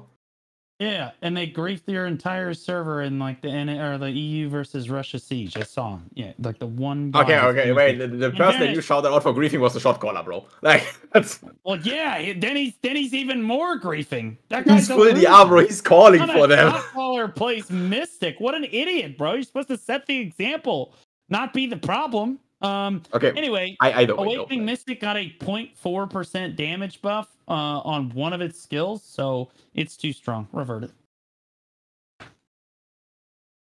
Like, honestly, I do think that Valkyrie getting a massive buff like that to tankiness, Zerker getting a massive buff to tankiness, and Striker getting a massive buff to tankiness is wild. Like, those classes are going to be the only classes that you see. If those are, if they just buff like the frontline classes and the frontline classes still do damage like they do now, like you're just gonna put like you're never gonna die and you do damage. Why would you not play those classes? Archer's still gonna profit from this as well, though. Yeah, I mean, but like I think Archer takes a massive W from this because they like all meta classes are good still. Archer can't lose if they buff females, they buff males, they still buff Archer. No, but it's what Ham said, right? Like, that's not how it works. It's we what could Ham be said. weaker. Like the current meta just gets improved even further, right? Like the current meta is at least for Europe, it's like Vike, Zerg, Archer, and what's getting buffed? Vike, Zerg, Archer, right? Like, well, let's see what further enhances it. Let's see what Yum Yum thinks. Yum Yum hasn't gotten a chance to talk in a while.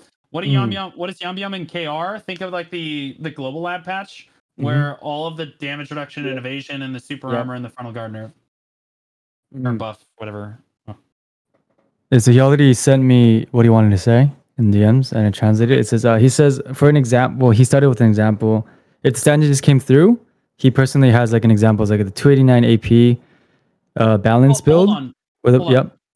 I think it is important to at least translate the questions and stuff so that his chat knows what's going on. Oh yeah, I've been doing that. They can see my DMs to Yum on his stream. Okay, then we're good. So I've been typing as you guys spoke. Okay. I kept typing, yeah.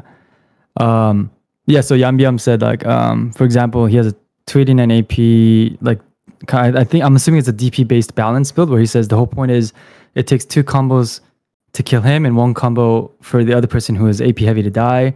If the changes come through, now it's going to be 2 combos to kill him and 2 combos to kill you also.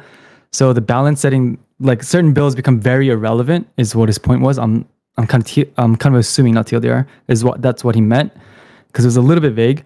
But he says, especially classes with lifesteal and heal skills or passives become way too strong. Obviously, examples are Drak, Valk, Zerk, etc. But Kindia did bring a point. Koreans don't really play Zerker, but that's a separate point. And when the stat changes come through, he thinks they'll, because they're ugly. That's literally like not a meme. That's one of the main reasons there are not a lot of Zerk players. It's just they don't like ugly classes. He said the last point was when the stat changes come through, he's assuming there's definitely going to require and will be more balance changes following. Because like a lot of this stuff becomes irrelevant. Yeah, I'll be honest with you. I think this might be a bit of a hot take. I think they should just launch it to live servers and let us play with it. Worldwide, internationally. Not use Korea as like some buffer ass region where like Korea's gonna get it first and then we're all gonna like they're gonna give feedback and then we'll get it in like 3 months. No. I think they need to launch it to live servers.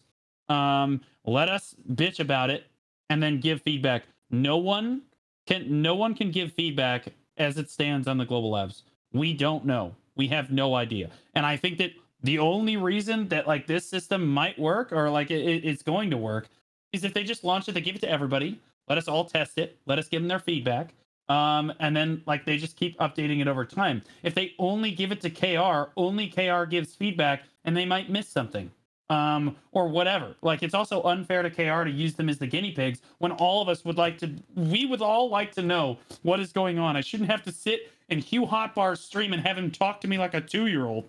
Like telling me what the hell is going on. Like I really would like the changes. I don't know. How do you guys like C-Zane, you're another North American player. Would you rather just have these changes come to live or would you rather let them sit on global lab? I think the global release is a good idea. Also, I like Huey Dewey and the way he speaks to me. Okay. Huey Dewey.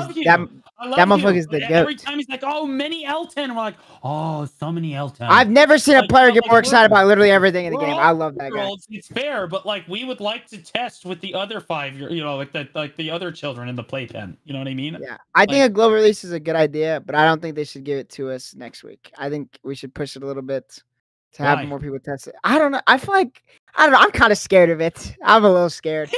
To be honest. I'm a little scared. Is my shit cooked? I don't know. Am I getting railed even harder? I couldn't tell you. Am I gonna get sucked so many times by a Valkyrie that I'm gonna throw my mouse around the room? I don't know. Am I gonna be able to one combo with Dracania? Probably not. I don't know, man. I don't know what I want to do. I'm a little scared. I'm a little bit of a pussy when it comes to this. A little scared. I mean, they could just do it. I don't know. That's kind of a given. Our chat saying you're based, Blue. Hashtag fanboy, I guess. After I translated what you said, yeah. Okay. I have a genuine idea though, because like I think it's better than global release, right? Like or like global release, yes. Like if they're gonna release it, then like globally release for sure, right? But how about instead they just for 1 week copy the actual game files over to Global Lab so we can use it to test. It's a test server that can't be used for testing. Please take 1 week off of Global Lab, copy the current game files to Global Lab, and then work on it again. Please. Then we can use Global Lab to test exactly what it's supposed to be, right? Because then there would be 800 people from all regions right now on Global Lab testing what's good and bad. We could use Global Lab to get a solid balance going before it gets shipped to live so we don't have 4 weeks of a massive bullshit. Yeah, we have no idea what's happening. Please you copy the have- game thread over once. I'll be honest with you, as a content creator, Global Labs is great. I can just farm clips. I just go into the battle arena. I hit them with one skill. They have 500 DP. I one-shot. I have like 250 AP. I one-shot them. And I just farm clips this way. It's great. I go to Pistanity every time. No big deal. They call me so frosty. But like at the end of the day, it's just not good for testing. Like it's just not good for testing at all. You have no idea how much damage you're actually doing. So either they need to fix the damage on the Global Labs, which let's be honest, is not going to happen like in the next week or two, or they just kind of just need to give it to us and let us play with it. It's going to be a clown fiesta whenever they release it. It's going to be a clown fiesta either way. It's going to be obnoxious, but like the only way we're going to get through it is if they give it to us. And let's be honest, the game's kind of in a lull right now. Might as well give it to us now before the ball happens, because if we get mad about it, the ball's going to happen and we're all going to be like, we are mad. And then Jay's going to be like, hammer. And then we're all going to be like, Hammer. Okay, We're mad like, anyways because Node was. Yeah.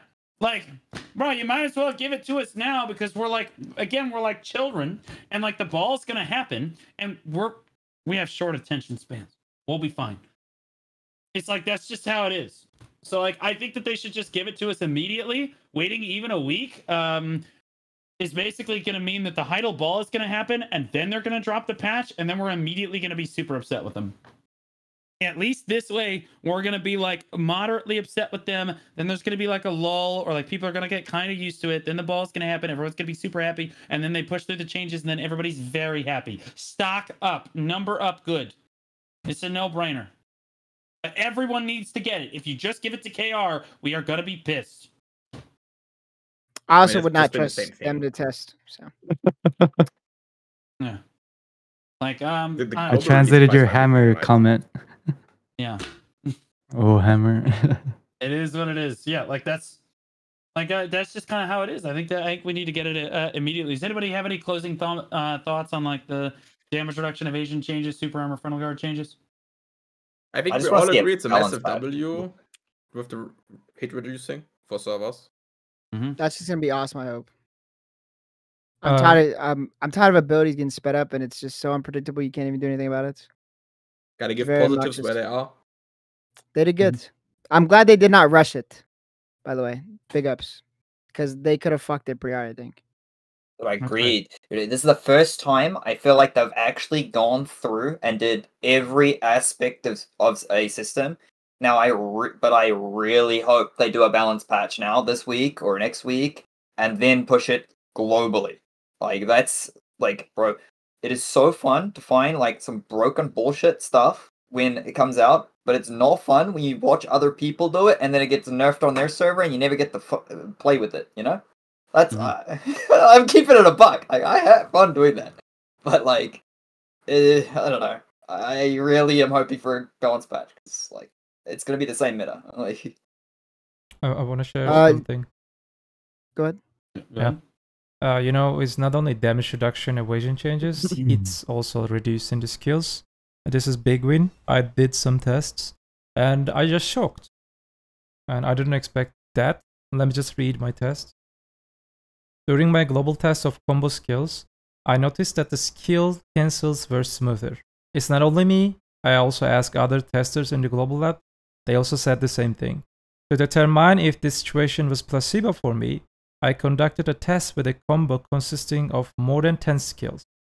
I observed that due to the decrease in hits within the skill, the same combo came out approximately 4 to 5% faster. I believe this situation will likely apply to all classes. A low number of hits seems to result in less stutter and a faster skill transition. While the difference is not that much big, I think that even though it may be felt a small extent, it will probably satisfy every player in the game. This is big win. Yeah. Yeah, I think the KRs mentioned that too, though. There's going to be less lag with that. Okay, so your combos are happening faster. Interesting. Okay. All right. Yeah. No. I don't know if that's a good or a bad thing. Overall, it increases the APM. But yeah, you can just. That's probably okay. Yeah. Guardians are like, what the hell, man? They actually have to cast more skills more frequently. I don't think this okay, affects Guardian. Guardian, what's a combo, bro? We just throw out 3 skills. Shift Q, Shift F, boy. Mm-hmm. Technically a combo. All right. Anybody, any closing thoughts that they want to add before we wrap things up here? Yambiam had a quick one. He said since DR is getting bonused, he thinks that AP needs some bonus too for the balance moving forward. Other than that, he has not much to say, he says. Oh, I'm actually that was his last comment. Okay. I think we will get extra AP at Buff and Ball from the Fallen God weapons. Fallen God weapons, anyone? Yeah. FG weapons, anyone? Weapons, yeah. Probably. Yeah. Or I think he meant it more like proper AP caps, because right now the majority of build goes like maybe 316 AP and then full accuracy afterwards. Because the next AP brackets after like 316 or maybe 323, right? Bro, there's no way you're going for the 330 AP cap. It's total grief. Like, it's pointless, bro. You get 2 AP or some shit. It's so dog shit. Like, you just stack like the 316, 323 maybe, and then the rest you just go full accuracy, because any point in AP afterwards is just wasted. So I think he meant it more like this, because with the new DR changes, yeah, you're right. Because he just added another line talking about the brackets. He said, like, after 309 AP, the brackets just aren't that meaningful, he feels. Yeah. Hybrid works because you can get 309 AP on 470 DP or some shit right now. Well, the thing is, I think they're trying to make everybody tankier, so adding AP is counterintuitive in this case. No, he didn't. Yeah, he just meant they need to do something, is what he wrote, kind of vaguely, like something about the AP that would present a problem, he thinks. So this is all nerf the lower brackets and add some of that AP to the higher brackets, right? So that you have to specify, do I want to do damage or be tanky, right? So you don't have the option of, hey, I'm going to go 309 AP, get like 99% of the AP that the other players have, and then stack 470 DP on top. So like maybe remove some AP from the lower brackets and add them to the higher brackets. Okay. I just want to point out something real quick. This reminds me a lot of like it's whether it be healthy for the game or not. Whenever we have a DP or like a tank meta, it means gear matters a lot, like a lot, right? So for people trying to like get into uncapped PvP, like this tank meta is gonna be it's gonna go back to being a lot harder to get into. I just want to point that out a little bit, because that's kind of, I don't think it's healthy per se, because I would like more people to play uncapped PvP, but you know, like we do need a meta change. But I don't know if adding just straight more stats to the game, like more DR, more AP, more need to grind random gear pieces, I don't know if that's like the solution to all this, but yeah. I do want a meta change, right? I just want to like keep in mind this means it's going to be harder for people. That means like my Asia account, like I'm probably going to have to grind, I don't know, like a shitload more gear now, like just to be competitive on uncapped. Like, yeah, I'm curious what you guys think of, like, essentially, if you guys remember, I don't know if you guys were around, but there used to be a system in the game called Renown. And that system failed miserably. Essentially, it gave you much more tankiness for just having gear score. It gave you just damage reduction for just having gear score. And essentially, what they've introduced on the global labs is kind of a watered down version of Renown in this case. So you're getting DR. The more DP you have, the more DR that you get. I think Renown might actually work nowadays because, like, I don't know, just because of how the game works, it's just, it might actually work. But like, are you guys okay with adding just like more DR at every single level? Or does it make DR too strong over evasion, you think? I'm getting one shot regardless. Well, but can you still one shot others? I'm a femboy like paper glass. I don't know. I think it's cool. Sure. I mean, I know a lot of people complain about me killing them out of render. I think me doing a couple other skills cool, I guess. I don't really mind it. I'm excited for the tanking meta. I hope it's to me like exciting, kind of like how the new Nova system is for me. Just exciting new change. Blue. Yeah. I think classes that don't have good base or passives or like class mods rather are kind of a bit fucked. I'm gonna keep it a buck. This is the other thing I'm kind of concerned about. If your class doesn't scale well with DP, and you just gotta like it's just a theory, right? But if you got your class mod nerfed and your class doesn't really scale with DP, like I'm keeping a buck. I've tried, like, speaking from LAN and DK for example, right? These two classes, I've tried them at like 500 to 600 DR, and you pretty much get two tapped.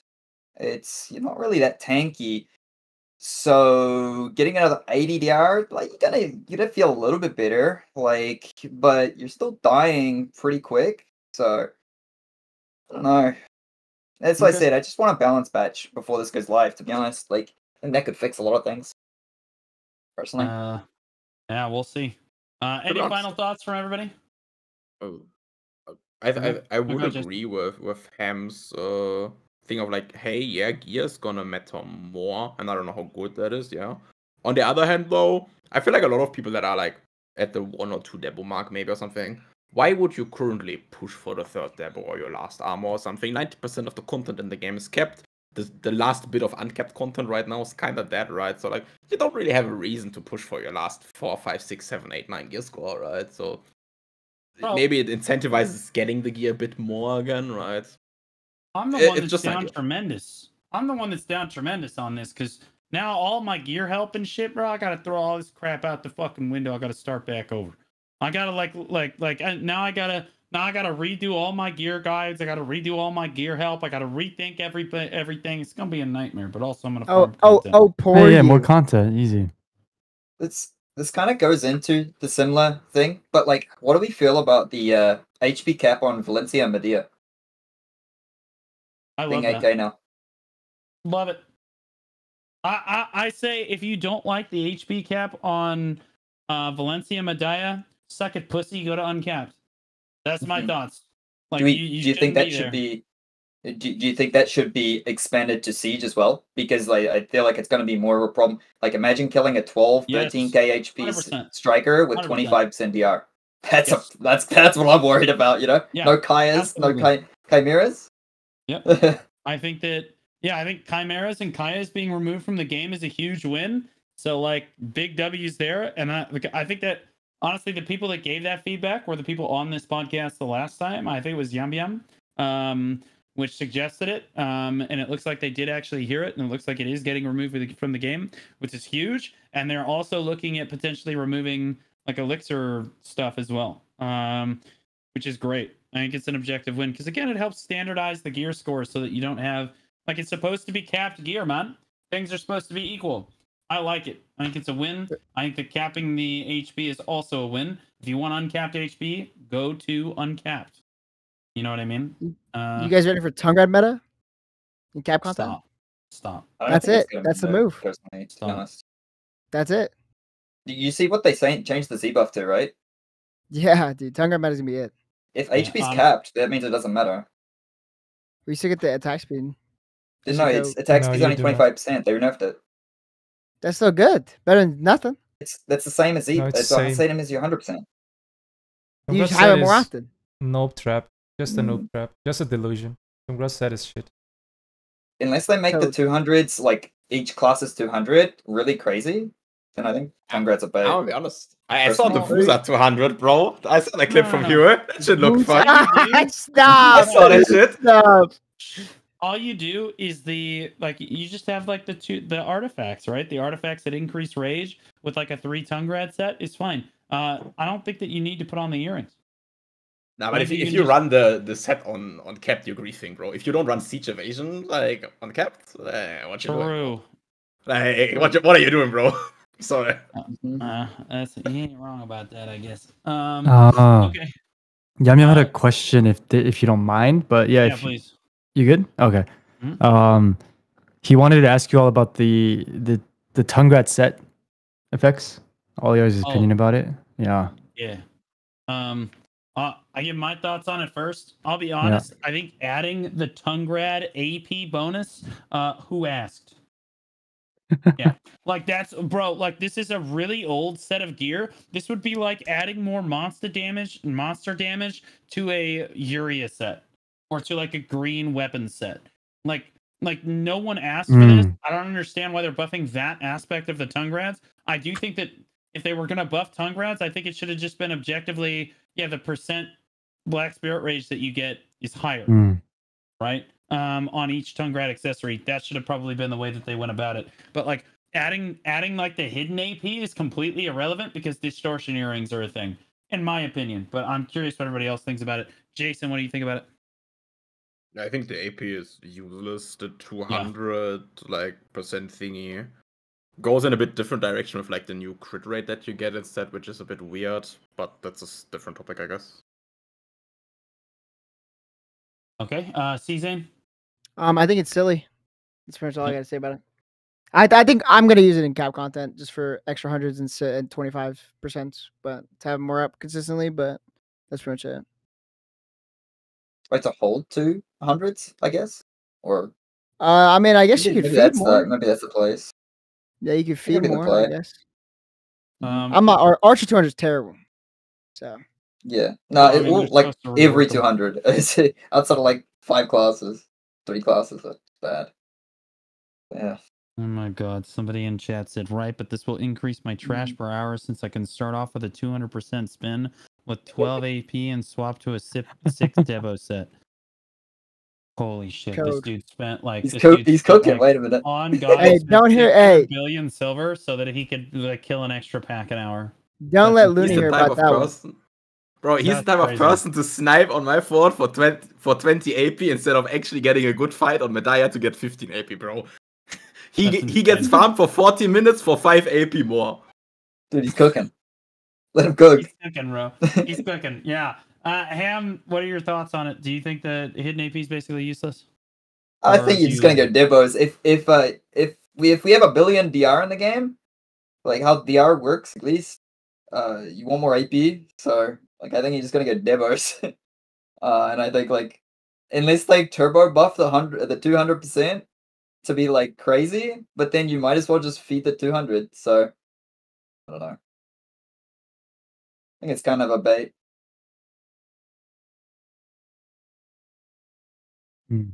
Now what does Yum Yum think about it? Oh, I'm sorry, Kandaya. I apologize. Yeah. So I think first we have to understand that between Debo set or achieving Debo and achieving Tungrat, the gap is not that much big. EA just made this game is extremely easy. There is no like hard items to get. Maybe Tungrat Debo rings in these days, but who cares? There's not that much big efficiency when you have it. So overall, we have to consider that what they changed on 100%, what they changed on 200%. On 200%, they added 30% crit rate, and the remaining stats are the same. For 200%, they increased the AP for 5. Okay, they didn't change the attack speed buff. It's still they nerfed the attack speed buff. If they just keep it at 40%, then it would be acceptable for capped zone and for other parts, because the attack speed is one of the biggest aggressive stats that you can use at the cap zones. But overall, it is sharing the same attack speed with 100%. So what they added, extra 2k HP and 50% crit rate. 50% crit rate is big. No one needs that. So overall, this makes the Tungrat set is shit. It's totally useless. It's totally noob trap. People may think that, hey, I will just do the 200. I will just do better trash rate per hour. I'll just do that. I will get that. But if you want to use that stats in uncapped, that's the only way that you can use. In uncapped, Tungrat set is shit. Because you need Deboraka setups, because you're going to fight against veteran players. If you use the Tungrat sets, they're going to destroy you. They're going to destroy you because they will have full pen Debo set, full pen and other accessories. They have full different things, different setups. That's why that 12 AP, dude, who cares 12 AP? Whatever you just try to just get extra AP, AP is easiest stat in this game to get. Like 12. If you ask me what they should do, just keep the Tungrat set like that. Maybe newbies can use, maybe they can accept it okay-ish, but if PA actually listen to this, please add 6 set effect to the Deboraka's 20% BSR, okay? So we will be able to get tiny bit BSR from Deboraka setups. If you use 6 Debo, you have 0 BSR additional. You do not have extra time to keep your 100% or something. That's what I'm thinking. Tungrat is shit. Yeah, Tungrat is complete garbage. Um, I have a question for been like that KR. forever. Yeah. Well, hold on. Let Yum Yum speak on the tongue grad real quick. Yeah. Okay, so he says, honestly, doesn't know why the tongue bonus is even being added in the first place. In the end, he thinks even if you have five pen tongue grads, you still need to move on to double set in the end. You know, end game. He doesn't see the point. He says when he's streaming in Korea, he sees a lot of people recommend. Oh, doggy! Oh, so cute. Oh my gosh, look at those eyes. Look at those little eyebrows. Look at those little eyebrows. Okay, sorry. Yeah. So he said, yeah. So the last point was, when streaming in Korea, he sees some people recommending tongue grats to newbies, and he really wants to tell them to. He said it nicely, but he wants them to shut up. Basically, he thinks there's no future for the tongue grat set. Yeah. That was his opinion. Okay. Yeah. Right on. Yes, Okay. sir. So Jason, what's your question for Yum Yum? What do they think about the like crit rate from the new absorb? Because I think NA and the U players basically agreed that it's kind of throws off the balance a little bit because certain classes are balanced around having 100% and certain classes are balanced around not having 100%. What does KR think about it? Or you guys as well, maybe if you have different opinions. Crit rate for About what? Like a crit rate. Oh, They added it to the absorb, no? They get crit rate to absorb, no? Yeah, does the 100% have it too? I know the 200 did. yeah, they're standardizing. wait, it crit across was the board, added. aren't they? Wait, I was wondering. Yeah, they gave it crit what rate, happened? but most classes have 100% crit, like bar like a few. Okay. Yeah, but like personally, it completely invalidates shy absorb, which is already only useful for like half the classes, right? Like half the classes already only benefit from it, and it still gets used. And with that one, I guess it's completely invalidated. And certain classes are just balanced around not having it, and for the rest, it's useless, right? For the people that have 100% crit rate, anyways, it's useless. And for the people that don't have it, well, they're not supposed to have it. Okay. So what's Yum Yum say about it? Yeah. So what was the specific question again? One more time.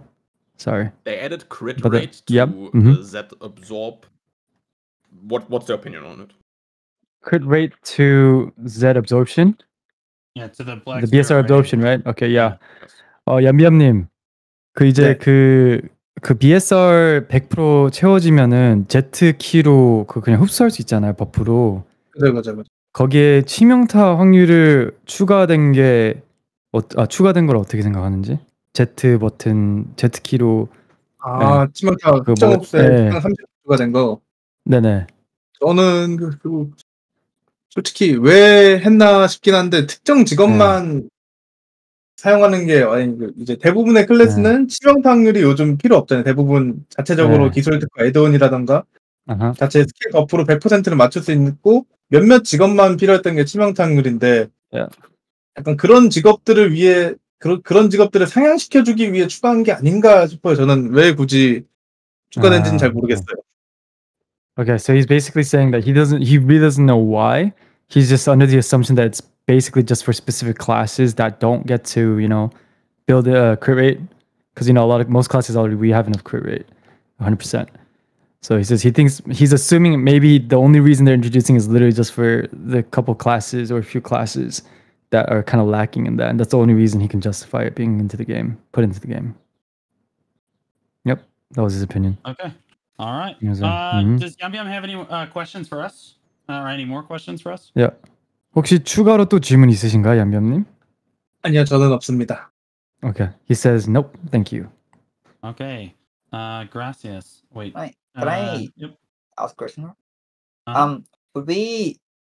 How do we feel if they change tongue grade to give a BSR rage or like BSR or like shy buff, but not obviously not as absurd as shy buffs, but like give you generate more BSR instead of like actually just giving you more BSR thing. Like I feel like it could like change a lot, but maybe just make the default 200 and then tongue grade set increases your BSR regen. Like AOS earrings, but like nowhere near as absurd. Vagabond, yeah. Aren't we at that point back to the same base idea of chimeras and kayas, where if you have higher gear, you're gonna benefit from being able to equip lower accessories like tongue red? Yeah. And then you gain a benefit from it, which you're not supposed to have. It's like budget broken, chimera, right? It would just be broken, no? Yeah.